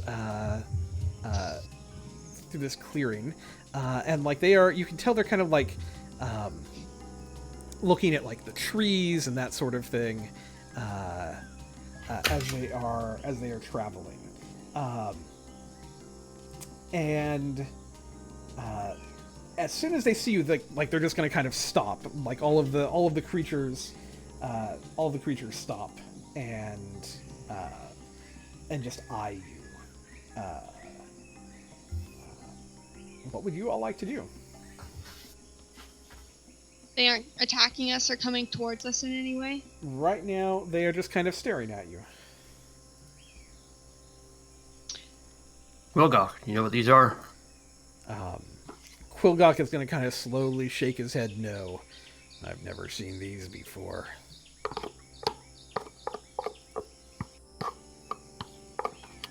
What do you think the chances are they're friendly? He's going to just kind of look around. They haven't charged us yet, and that's a good sign. I mean, I don't know about friendly. Intelligent, maybe.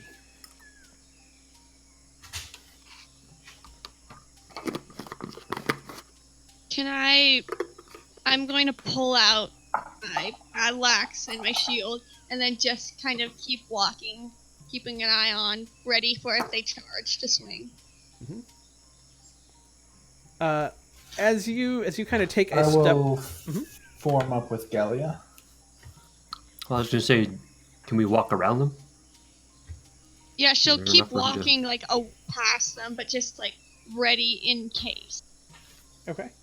Like really, like as you kind of take your first step, they're going to look at you, and they're going to, like, one of them is going to say something in kind of a very weird, moist language, and there's going to be kind of a sound from the creature that they are riding, and they are all going to. Like it's almost like this sound that comes out is kind of like a like it's somewhere between like a gurgle and a hiss. Like there's like an air sound to it almost, and they are all going to turn and like ride their creatures as quickly as they can into the jungle, away from you. Huh. What would you like to do?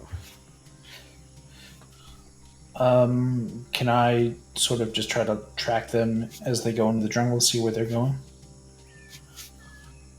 Yeah, you absolutely can definitely try to do that. Go ahead and roll a survival check. Like, are you wanting to follow behind them, or? Well, no, I'm sorry. Not trying to so much like track them. I meant just like I think more of a perception. Where are they going? Oh yeah. Once they're in the Yeah. jungle? You can do a perception check. Okay. Yeah, I'd like to hear if they are like, if I could also, just to hear if they're like, are they circling around to try to sneak, like, gonna flank us, or? Oh, I shouldn't say.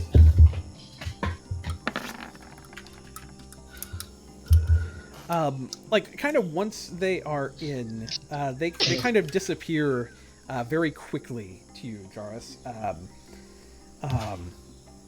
Like it's almost kind of like once, like as soon as they get into the trees, like it's like instant camouflage and just kind of like they disappear.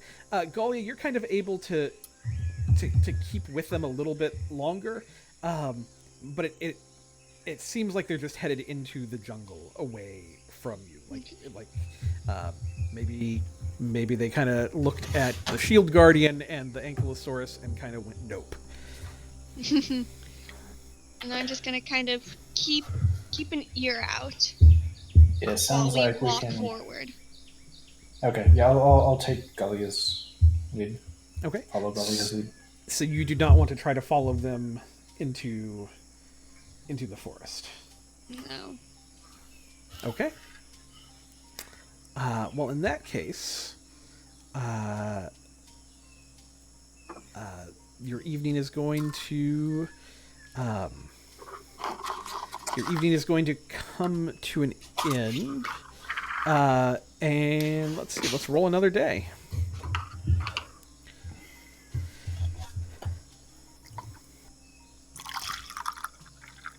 Let's see. And let's get Krulgok to roll some survival. Excellent. And let's see if anything happens as you head in close to Oralunga. All right. Fantastic. All right, give me just 1 second, and then we can do this.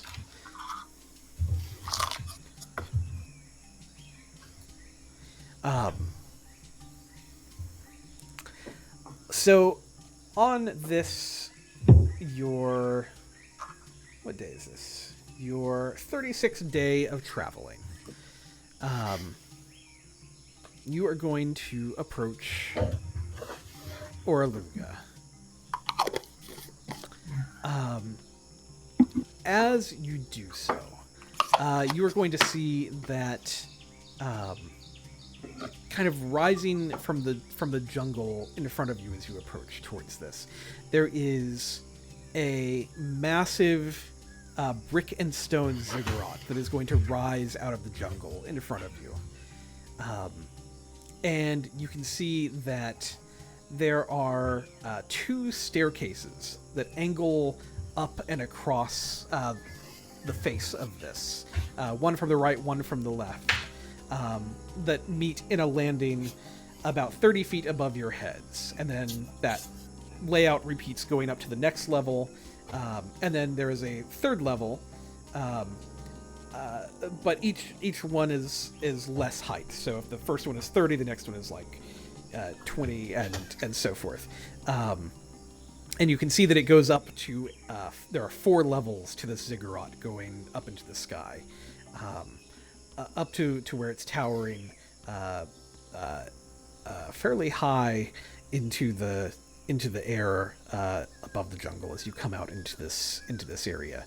You can see at the top it looks like there is some sort of enclosed shrine or temple at the top of this ziggurat, and you can see that the walls all around it are adorned with symbols and the jungle here. It's very sudden as you come onto this, because the jungle just encroaches right up onto this structure, and even like the first few flights of steps are kind of choked with creepers and tree roots and vines, and like this might have been at one point, maybe there was a city or something here, but at this point the jungle is just so dense that this is really the only piece that you can spot of this.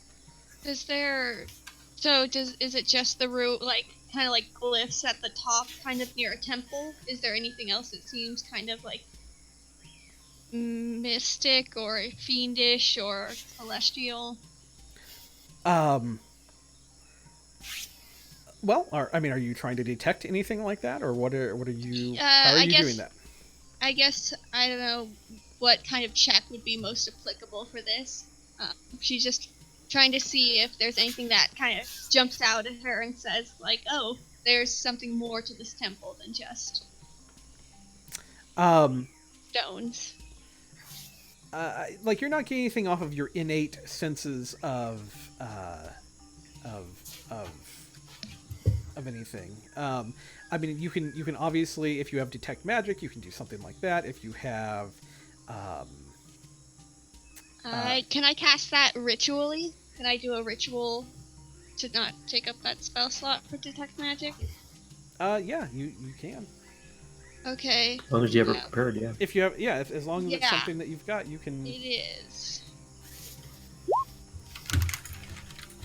Take the 10 minutes to do that. Yeah. All right. As you so maybe you kind of stop everywhere, like, hey, let's give me a minute, let me do this, and I think Quillgot kind of is just kind of scouting around a little bit. And you as you cast detect magic, you realize that this entire ziggurat is encased with magic. It is just solid magic all around it. Does it feel like particularly evil magic or good magic, or is it just? Roll me a religion check real quick, or an arcana check, actually. Either one that you would like to do. Religion, pretty please. Go for it. Yep. Oh. Yeah, this does not feel. I mean, by its nature, magic isn't necessarily good or evil. Necessarily, it can be tainted or whatever. But like, you are not picking up any evil to this magic or anything like that. This seems pretty. It feels very powerful to you, but not necessarily like does not feel evil. So, should we start climbing? Well, we're Perhaps. Can supposed to find some guardian, so maybe it's in the temple. Is the shield guardian able to carry people? Could it carry It is a large person? creature, so yeah, you could have it carry someone. Just because after what happened with the crocodile and the man statue, I'm just getting a feeling that this is gonna be something that we gotta. There's a glyph of warding on every step of the whole way up. I don't Yeah, understand make why a you're so check. distrusting tonight. I wonder why. Wonder what happened. Jarvis starts to climb the steps up the ziggurat. I guess I will tell the shield guardian to pick me up, and then I'll kind of he'll walk up the steps carrying me. Okay. So the steps from the ground level, from the ground to level 1, it's about 50 feet long, and they rise 30 feet to get up to this first level. And there's these roots and vines and creepers that are cover the steps. As you begin to climb, the first 10 feet of this are going to be difficult terrain. So it's so you're kind of moving at half speed to get up at Jarrus.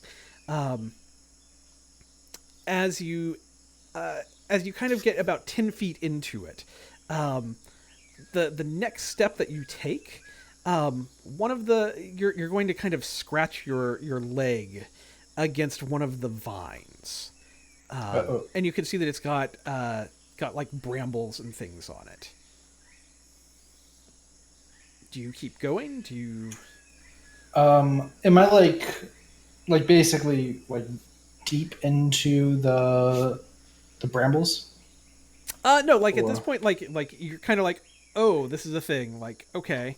okay, I want to like stop and sort of look at the cut because I mean the first thing I'm thinking is this is a venomous plant, poisonous plant.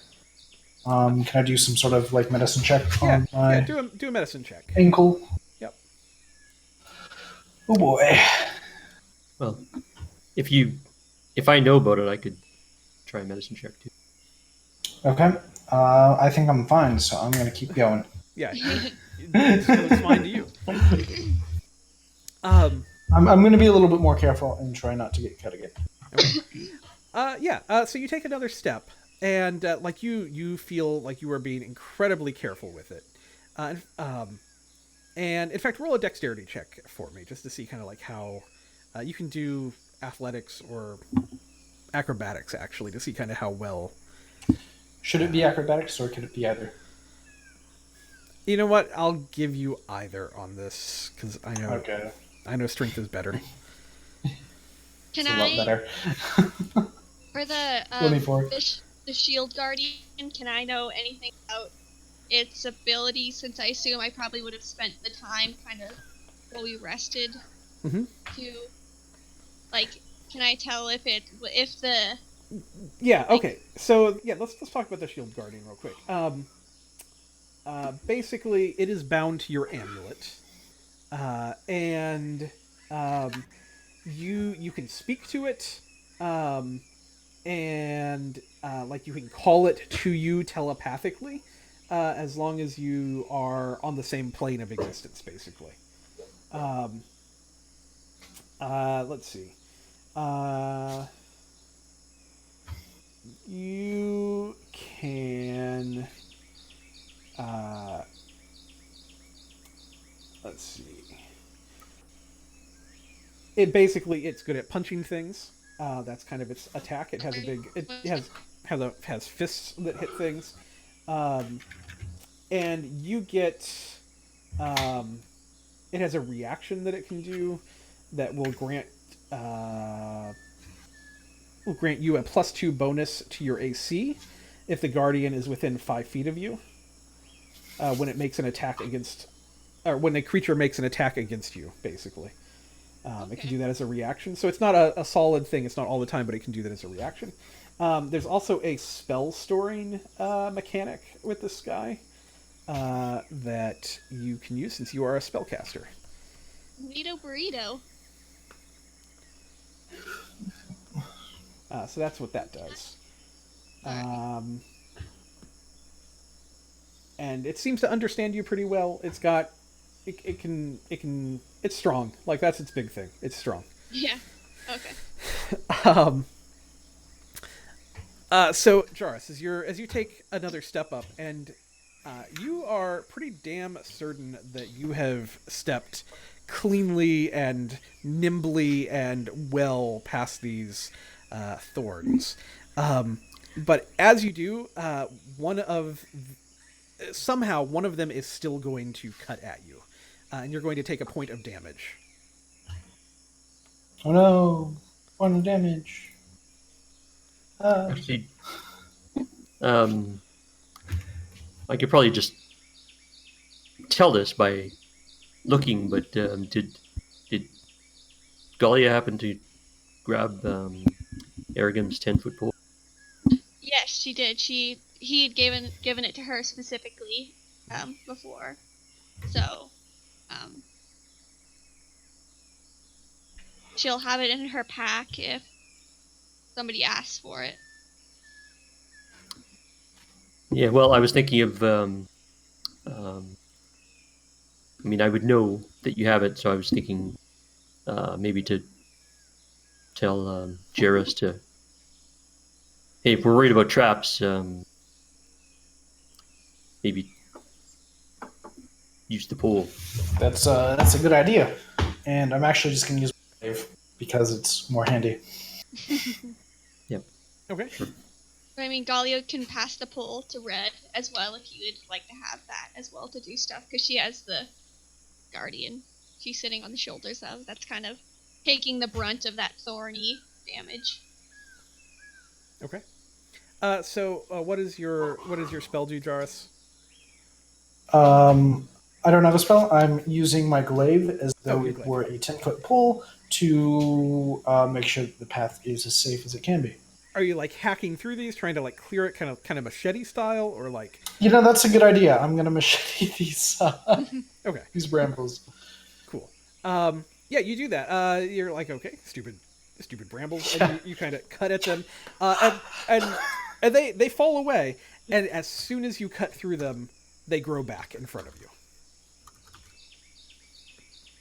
Well, looks like some magical vines here. Yeah. Great. Guess we just have to persevere. And Jarus will continue to go up the ziggurat. Okay. Yeah. Every step you take, every foot that you move along this, you take 1 point of damage. Okay. That's silly. It's like 30 feet up, right? Well, and after you get to about 20 feet, the thorns get worse, and you start taking Okay. 2 points of Yeah. damage. I'm not gonna make it all the way up there. Does the shield Guardian? Yeah. Can I? Yeah. Is there room up there? It's getting pretty prickly down here. Yes. He'll reach down and then just kind of like pick up Jars and then just kind of set him on the other shoulder. All right. And This then is. can he like? But does he have the strength to pick up Red as well and kind of carry him in his hand? And so we have like our three people just kind of. Let's see. He has an 18 strength, so honestly, he probably has enough lifting power to pick up I the am three of as you. strong as this guy is. But he's big.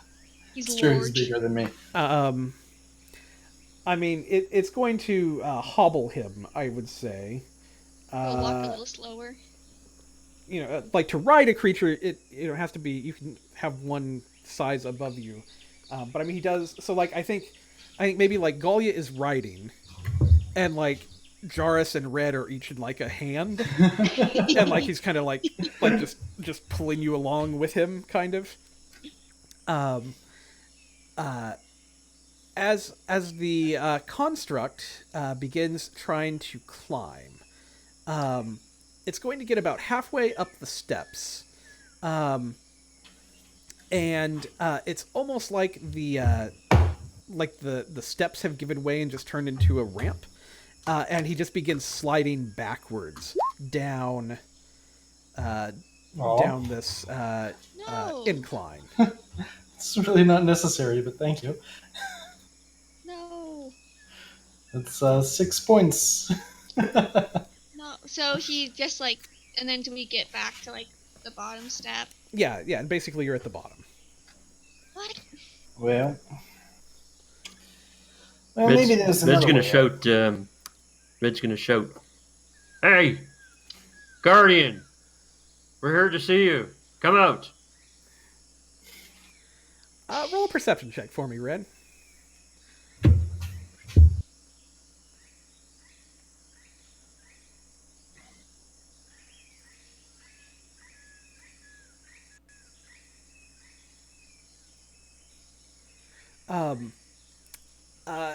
As you shout that, let me do this. You actually see a little creature that... did that do anything? I don't think it did. Hold on 1 second.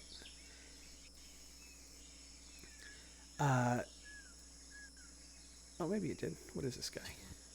Perfect. You see a little creature. This thing is tiny. And it is standing at the bottom of these steps. And like right next to you. You had not noticed it before.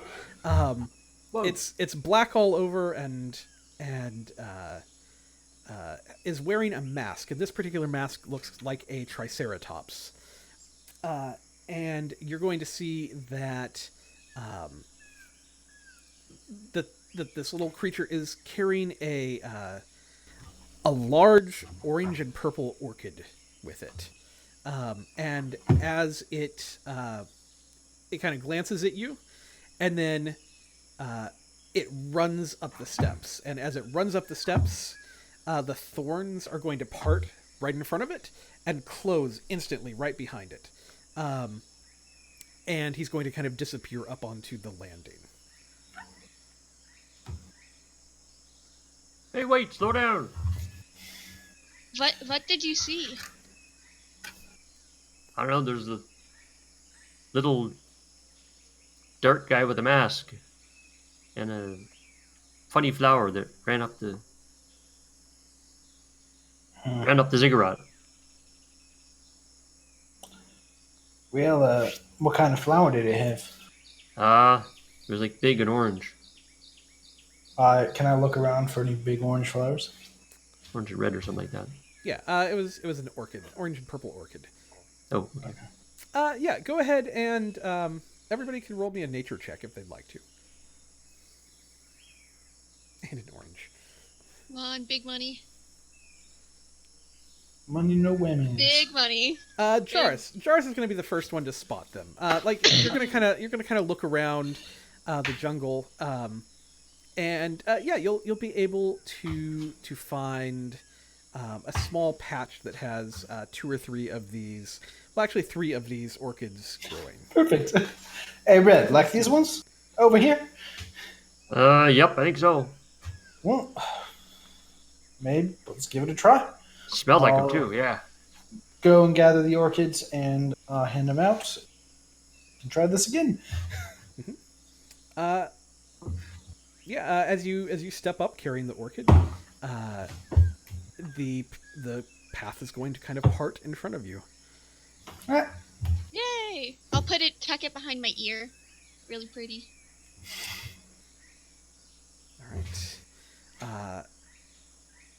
And yeah, you make it up to the first landing. From here, you can see that there is about a 20-foot rise and about 33 feet of steps up to the next level. Not about, it's 33 feet according to this. And you can see that the steps here are very crumbling and decaying at this point. Can I keep an eye out for the little buddy? Yeah, you see a friend, Red? I don't know. We're gonna have the shield guardian. Everybody's gonna be alive. And...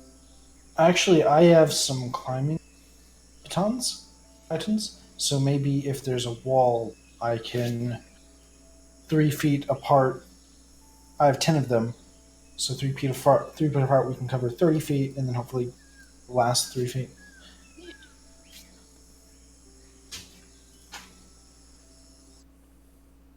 So how is everyone? Thanksgiving came and went.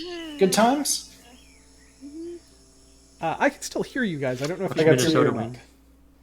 I got to do on Thanksgiving Day. It's called the Gathering Inn. I went to my their family church they go to, and we fed the homeless. Oh, cool. Woo. Nice. Yeah, made like 3 turkeys and a lot of mashed potatoes.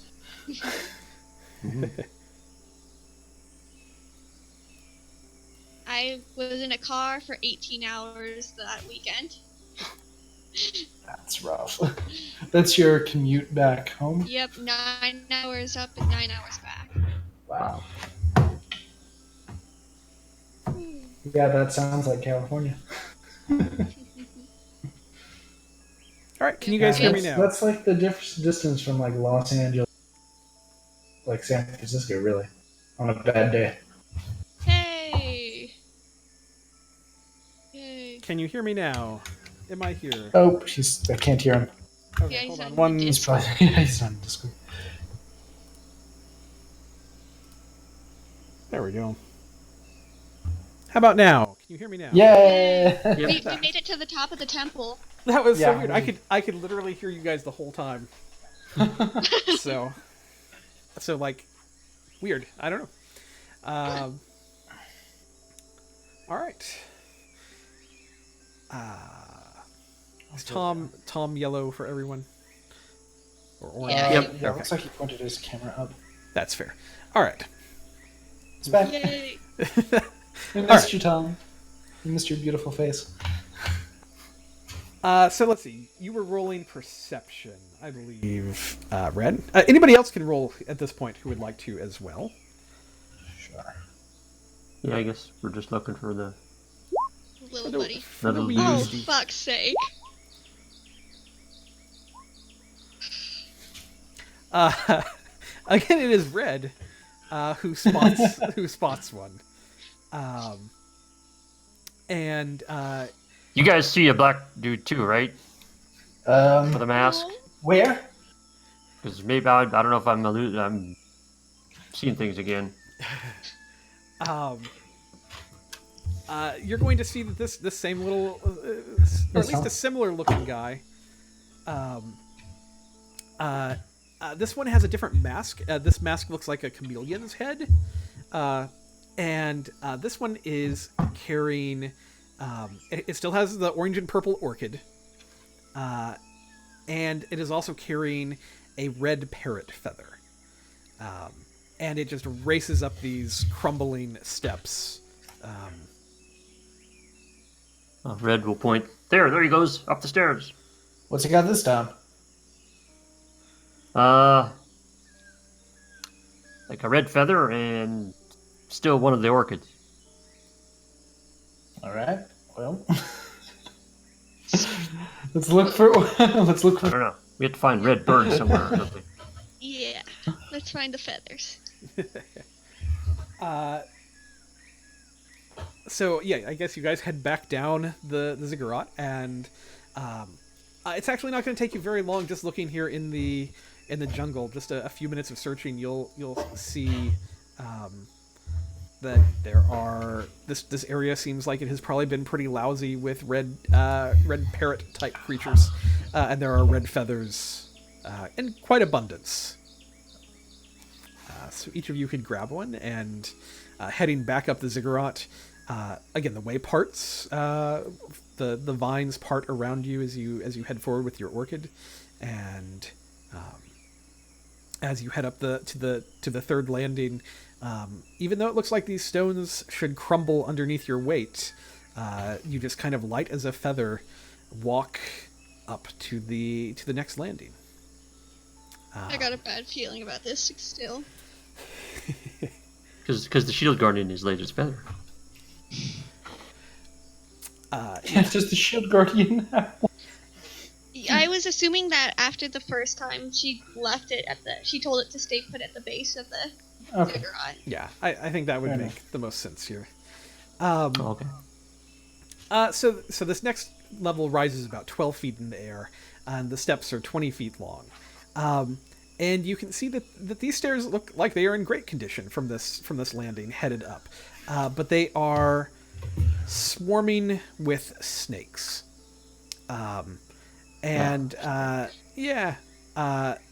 These snakes seem angry and kind of coil, and it's like a snake pit, right? Like it's like that thing where there's like so many of them. It's just these steps are swarming with them. Insert the Indiana Jones line. Yep, I am. Can we see if we spot the little buddy again? Since that seems to be our key to success. Go ahead and roll roll perception. I wonder how much of a workout it is going up and down all these steps. Red, I'm going to give you advantage on this because of your previous interactions. Are you fuck? Sure. Sounds good. Jesus Christ. You don't see anything right off. No.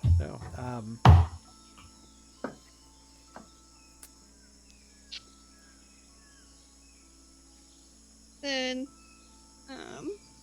Yeah, I'm busy staring at the snakes. Thanks. Well, looks like we're gonna have to do this one alone. Let me borrow that 10-foot pole. And much like I did before, I want to see if I can scoop a snake up onto the pole. Okay. I mean, you can pick one up. You absolutely can. I want to see what happens if I move him or her away from the other ones, like off of the steps. If I just like put it back on the, if I put it down on like sort of the previous staircase. Okay. Like it is going to instantly like as you pull it away from the steps, like it's going to kind of disappear, basically. Ooh. Well, that ain't good. How far is this one? This one is 20 feet long and 12 feet up. All right. Well, I've got these climbing batons. Is it just like a staircase by itself, or is there a wall on one side? There's a wall because it's a ziggurat, so it's kind of going up the wall. Now Okay.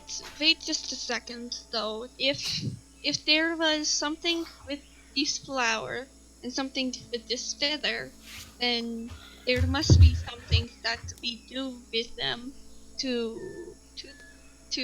perhaps there is a scale that we could take, or a fang of the snake.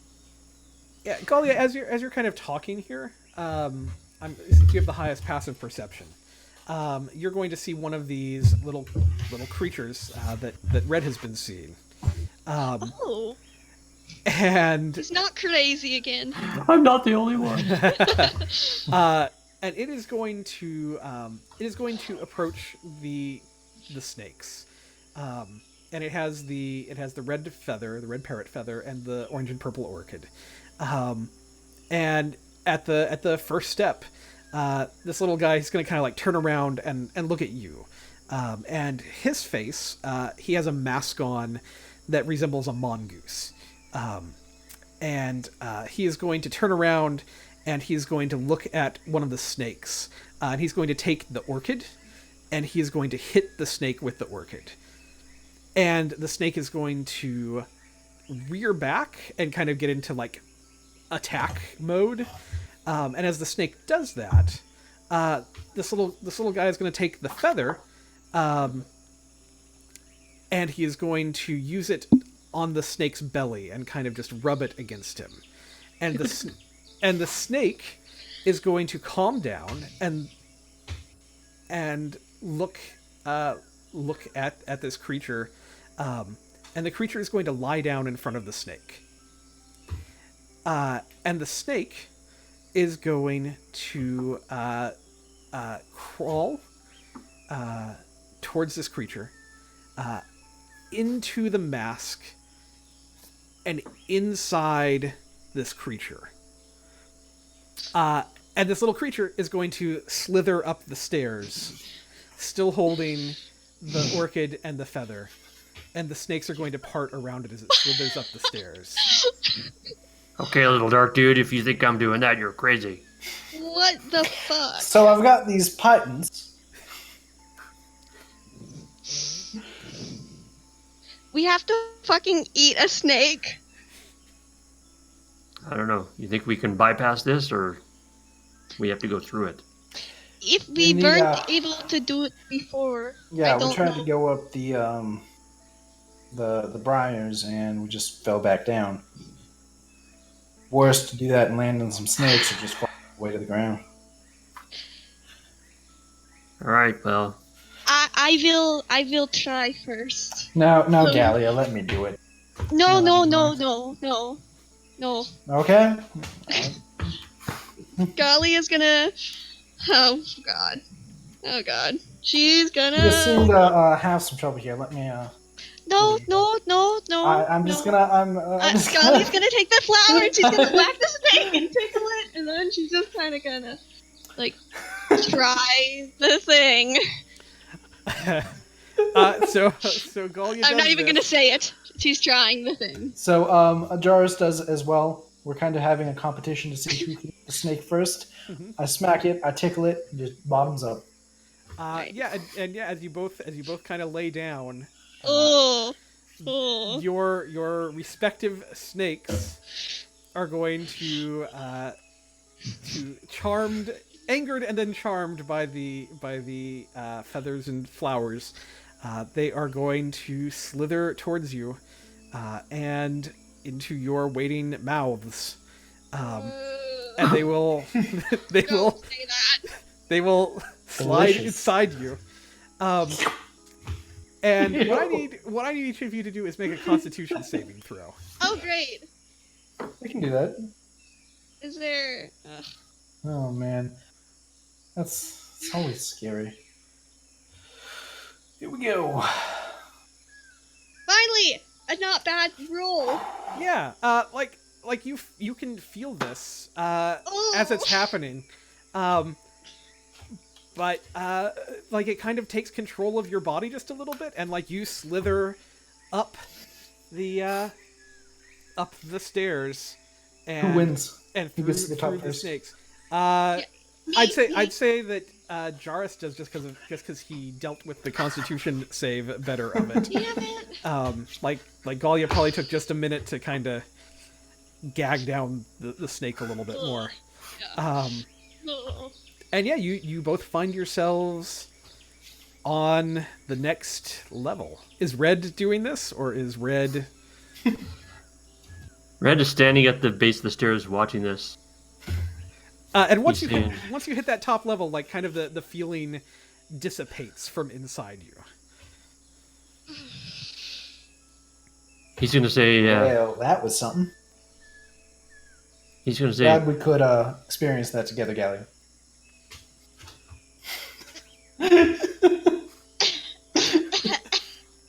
"You guys all right?" Oh, good.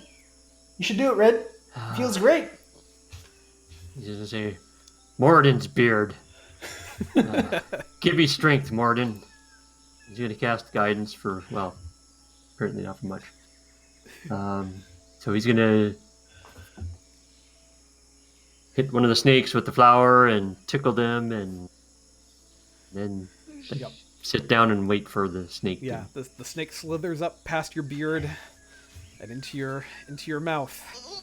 Go ahead. Don't say that. Go ahead and make the Constitution save, and you get a Alright, plus one to it because of your. A whole guidance. +1. So, like, are these particularly moist snakes? Oh. I mean, snakes in general are not. Because I mean, they're pretty cool. Because snakes, like they, right? Yeah, snakes aren't actually moist. They're You're right. Yeah. yeah. But okay. That There's plus one. definitely. It was a DC 10 con save, so you have succeeded. Oh my god. That plus one. Otherwise you would have taken some psychic damage. So this is good. No. Well, But instead, not like I haven't done that before. instead your bearded self goes slithering up through this passageway, and you also find yourself on the landing at the top of the ziggurat. Golly And is definitely dry heaving off of the side of the ziggurat. Well done, Red. Red is yelling all the way up.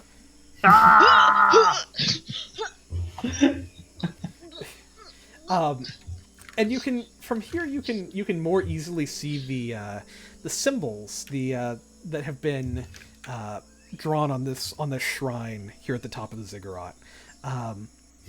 It's a pretty simple rectangular structure made out of brick. This shrine. The outside walls are decorated with labyrinth symbols that would be general symbols of the god Ubtao that is here in Chult. And there's an open doorway, and inside you can see a barren, dusty room. Let's see. Red and Golia, because of your passive perception, you kind of catch just the notes of incense, kind of the scent of incense, kind of wafting out of this room. Listen, you smell that? Yes, it smells like what they would burn What are you inside. talking about? They're burning something inside of there. Oh yeah. I think that we should walk inside. She'll slowly head into the barren room, carrying all of having the flower tucked behind her ear again, and probably like the feather also with it, really pretty and cute. Do Jarrus and Red follow, or? Yeah. I'll Yep. into the. Trying to be careful, looking around. As you step in, you see that hanging lamps illuminate this room. There's incense burners that fill this room with exotic spices and scents and kind of curling smoke. And Jarrus, even stepping in like you are now like hit with this scent. Cushions and reed mats cover the floor, and there's pots of blooming flowers against the plastered walls. And there's actually like little singing birds that kind of are flitting from plant to plant here in this room. And opposite the doorway, as you step in, there is a heap of cushions. And on these cushions, there is an immense snake with iridescent scales that is resting there. And as you step in, it's going to rise very slowly to a height of 5 feet.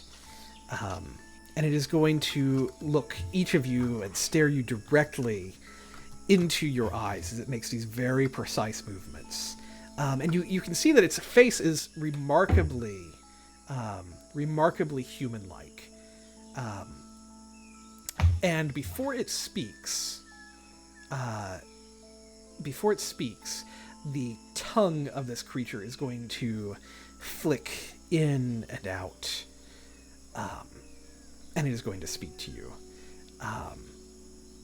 And she is going to say, "I am Saja Nabaza. What do you seek in this ancient place? Speak truly, for I hear your hearts." We are trying to defeat the evil that has come to the world. There is a soulmonger, a curse that is preventing souls from moving on from this plane, and we wish to end it. We were set about coming here because we thought there might be an oracle with information. Yeah, Eshik from Nyanzaru mentioned to seek a guardian in Noralunga. She's just going to kind of like, as each of you speak, her head will just kind of turn to face each one of you as you speak. And then when you are done, she will give a very precise nod. And she will say, I have not heard the name Death Curse, but it fits the omens. The omens of what? Ooh. Has this happened before? She will shake her head no. It has not happened before. But there are omens tied to Omu. Omens, prophecy. Indeed. Omu is a city lost between the peaks of flame and the valley of lost honor. It is a sunken city that will be difficult to find.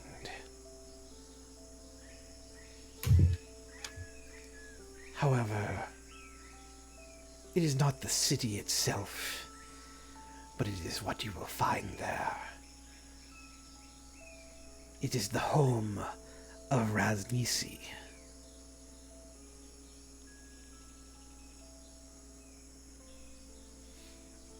She's going to kind of lean forward. Kind of her body will coil around a little.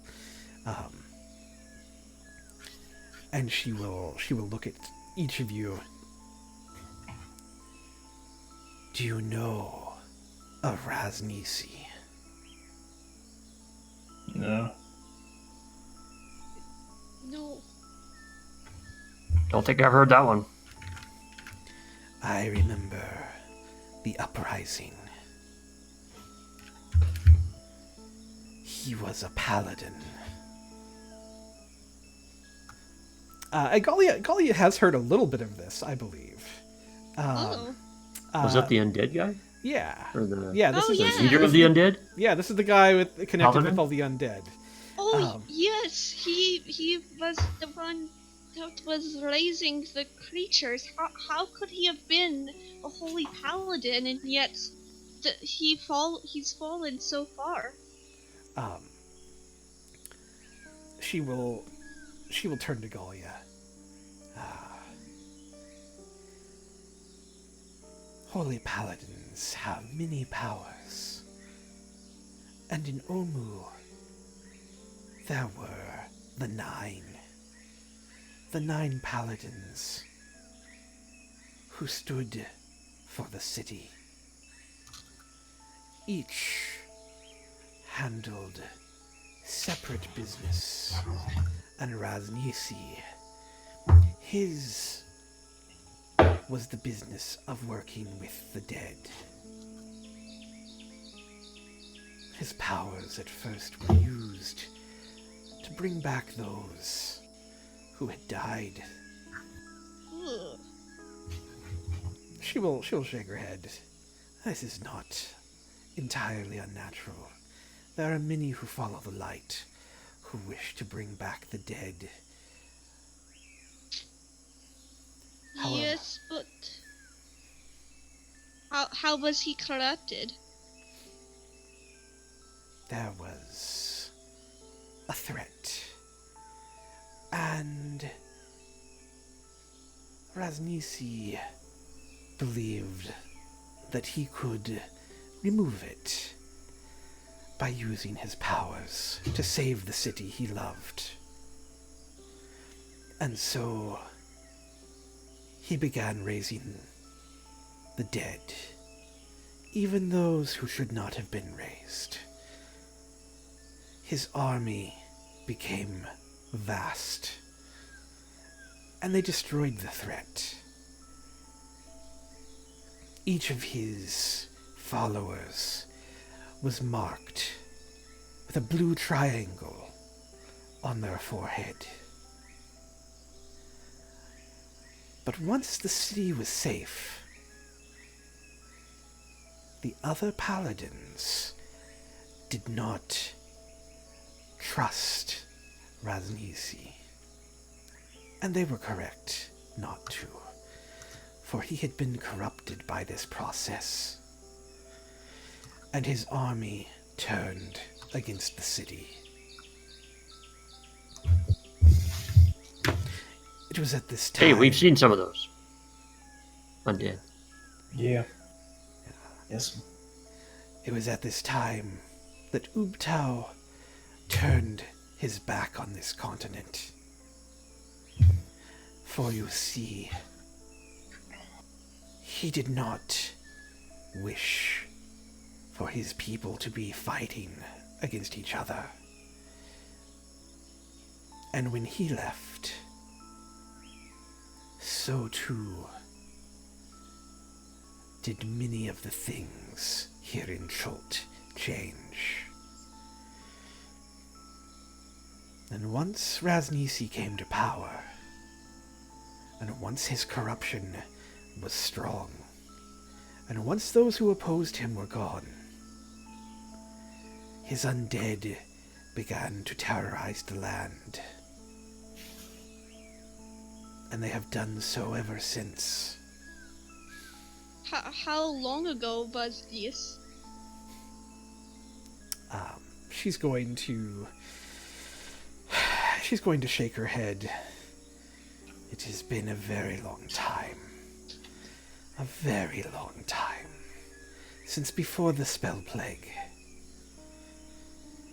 Well, I will not stand for this. I will not allow him to continue to destroy the land, to corrupt the way that life and death should be. I have to end him. She will nod. This is correct. This is what you must do. However, ending Raznisi will not remove all of the threat of the undead. That is a much larger problem. For you see, when the spell plague hit, the undead, they were disconnected from Raznisi. They became feral, and they now roam on their own guise, no longer controlled by his powers. Ending him is correct, and you must go and do this. But it will not solve all of the problems. It will only help to keep this from happening again. I will make it so. I promise you this, that we will destroy this evil paladin, that we will no longer allow him to corrupt people.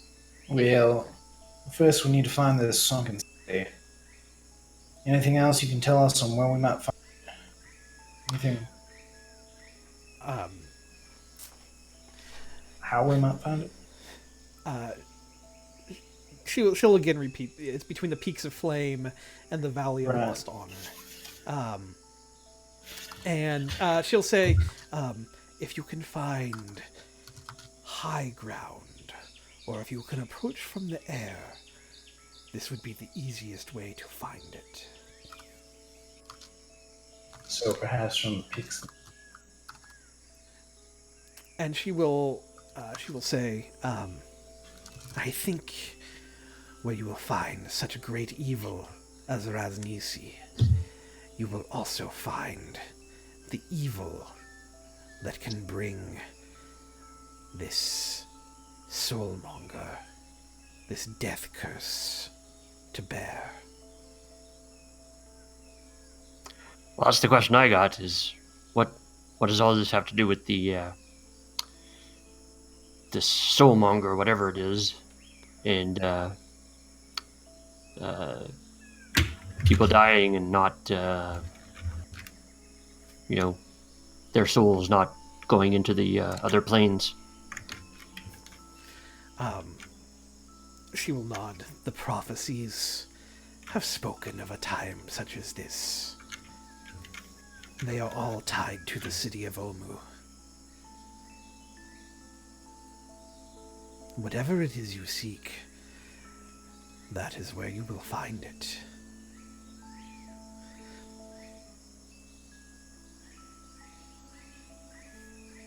Is there anything that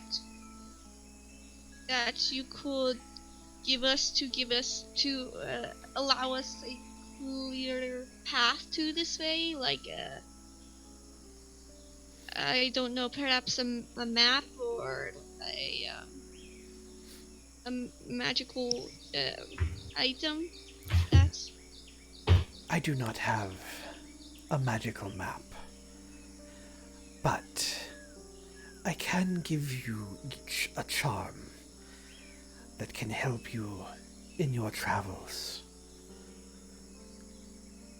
She's going to turn to Jairus.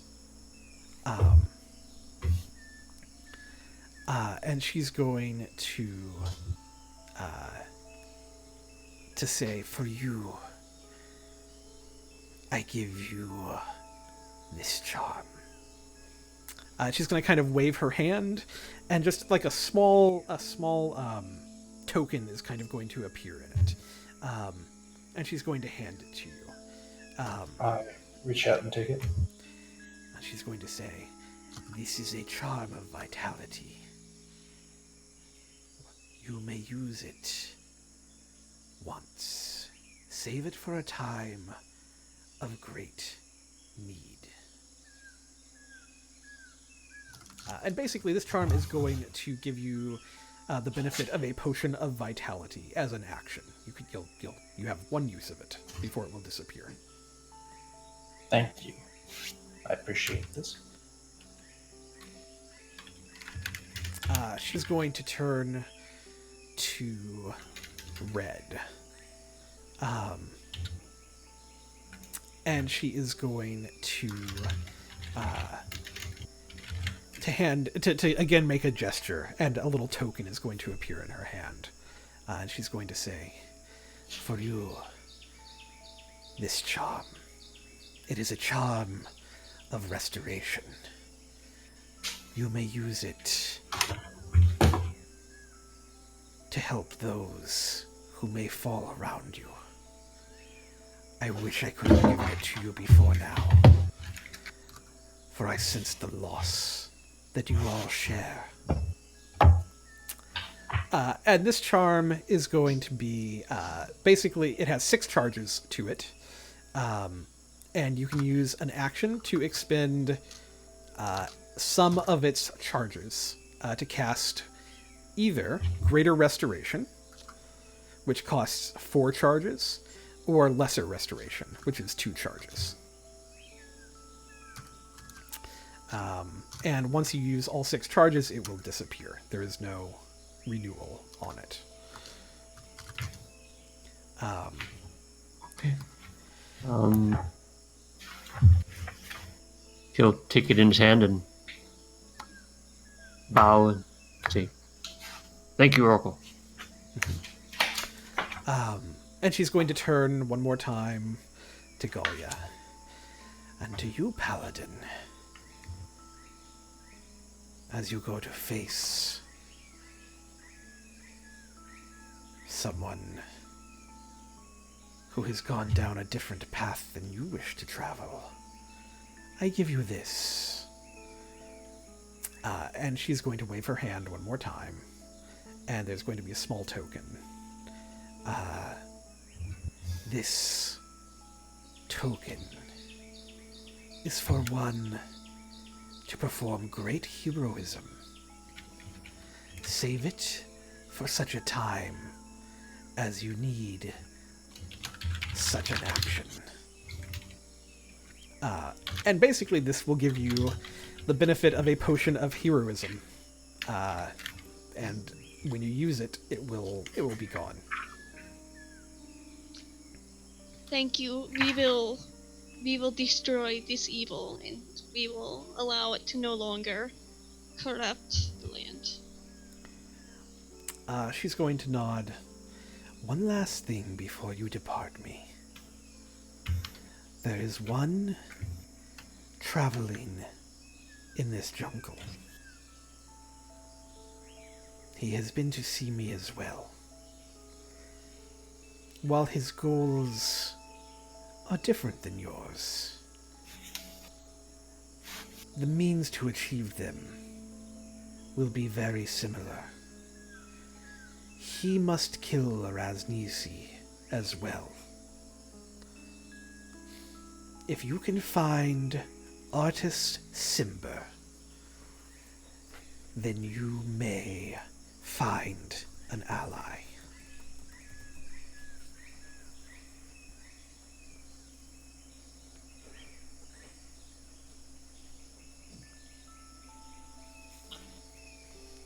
Thank you, Oracle.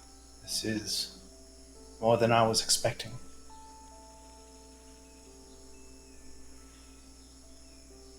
Yes, thank you.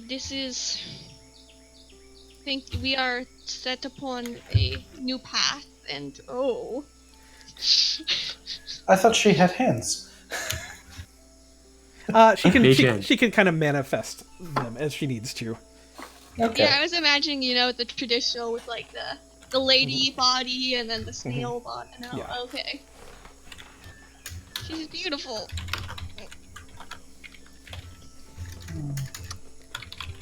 So I'm hoping you didn't mention this while I was trying to type notes, but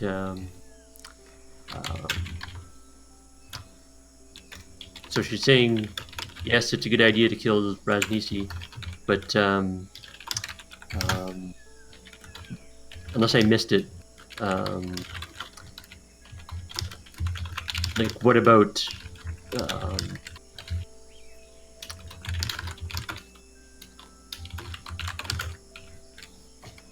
I mean, is there something else that has to be destroyed too? Because there's like the undead that aren't being controlled by Rajnisi anymore, and then there's this. Is the soulmonger a thing, or was it a person? She doesn't. She does not know specifically what it is. She just knows that that it exists. That the prophecies are true. Okay.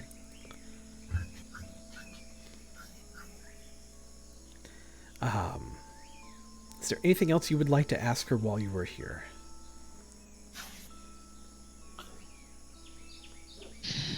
Oh no, I got this call. Got it, okay. South of Snap and Turtle Bay, there's an island with worshippers of Umbali. What are they planning? What are they doing there?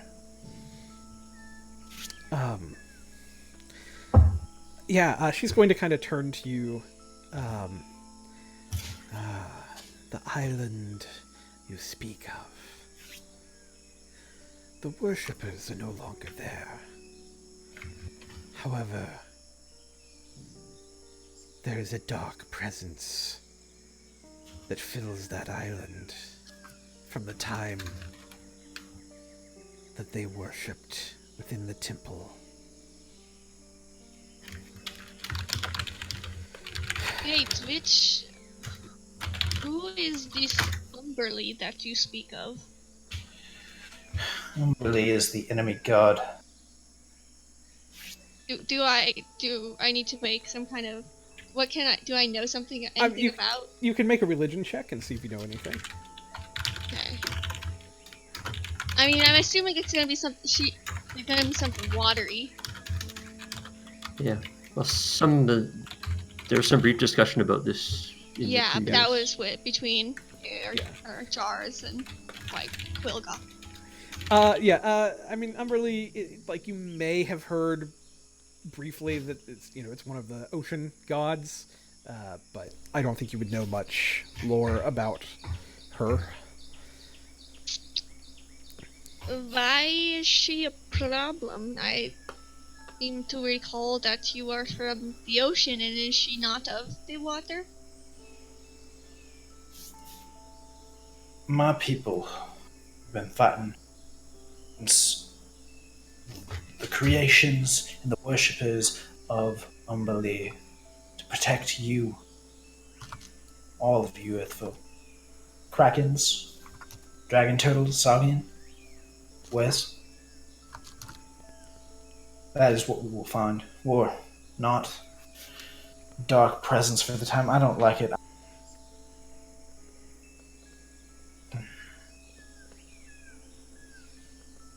Thank you, Oracle. Another evil to be dealt with. She will nod. Your path is very dark ahead of you. There is much danger.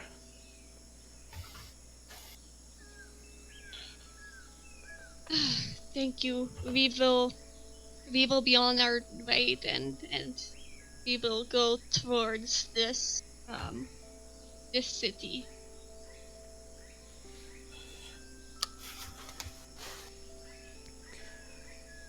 All right. She's just going to kind of coil back onto her cushions. Unless anybody has anything else they want to say. Not to her. I'm just trying to think. Let's see.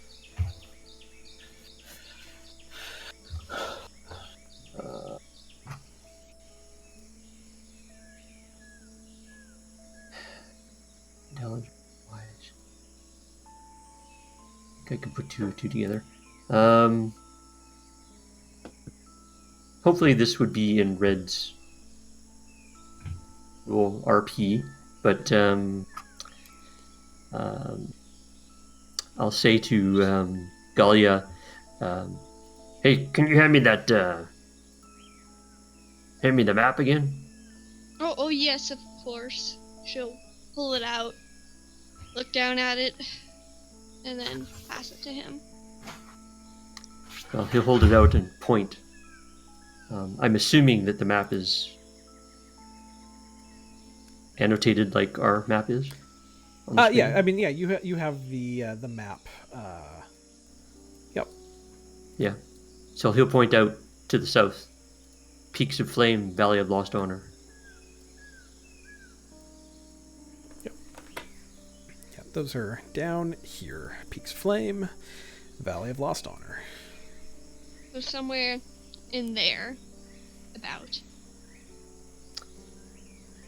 Yeah.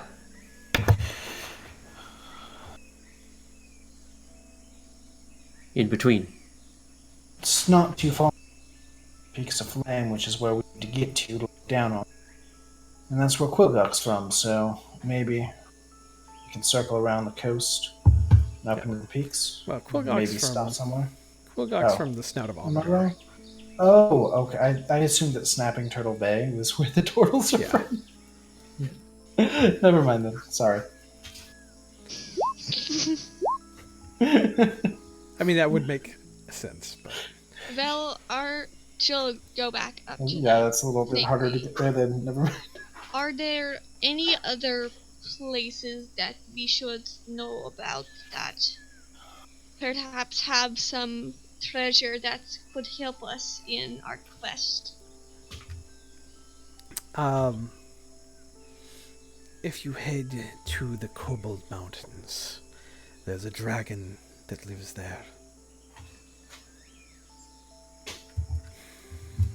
I do not know of specific treasures it may have, but dragons always guard a hoard. Within the jungle itself, there are many places, many forgotten cities, many shrines and hidden places that may hold secrets for you. I do not know of them all, but if you seek out those who do, then perhaps you can find other things that can help with your quest.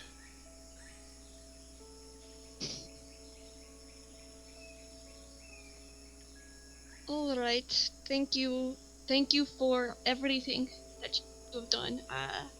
I am so grateful that we know now of this evil creating some of these undead and that we can put a stop to it. She will nod. I wish you all the best of luck and the light's blessing.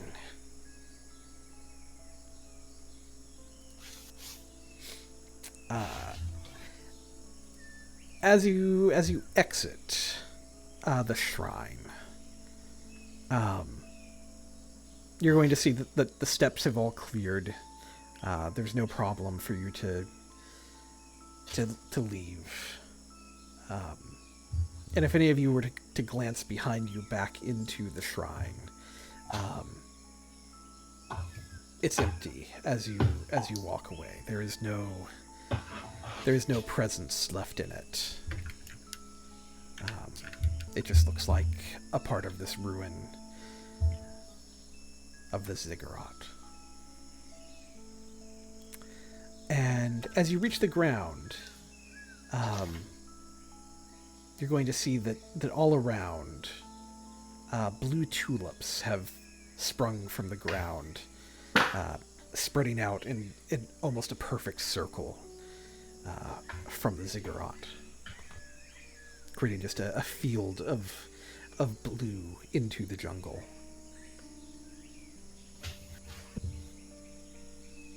Like a yellow brick road thing, or just in a circle? Just in a circle. They stop after a little Oh, bit. okay.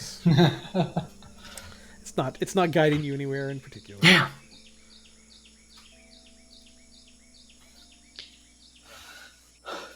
All right, well. Red will Better, pick a flower and hand it to Gallia. Say, "Here for your other ear." Thank you. She will place it in her other ear. Because you got an orange one ear.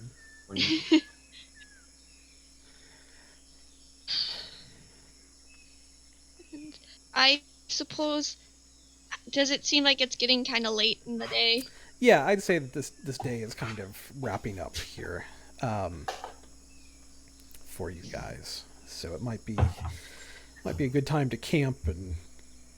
Yes, I will do a little bit of foraging, look around, see if there's anything that we could eat. But I think that we should rest for the night. Yep, probably as good a place as any. Fair enough. And honestly, like, this is probably a good place to call it for the evening. And next time we can decide where you guys are going and meet some new characters.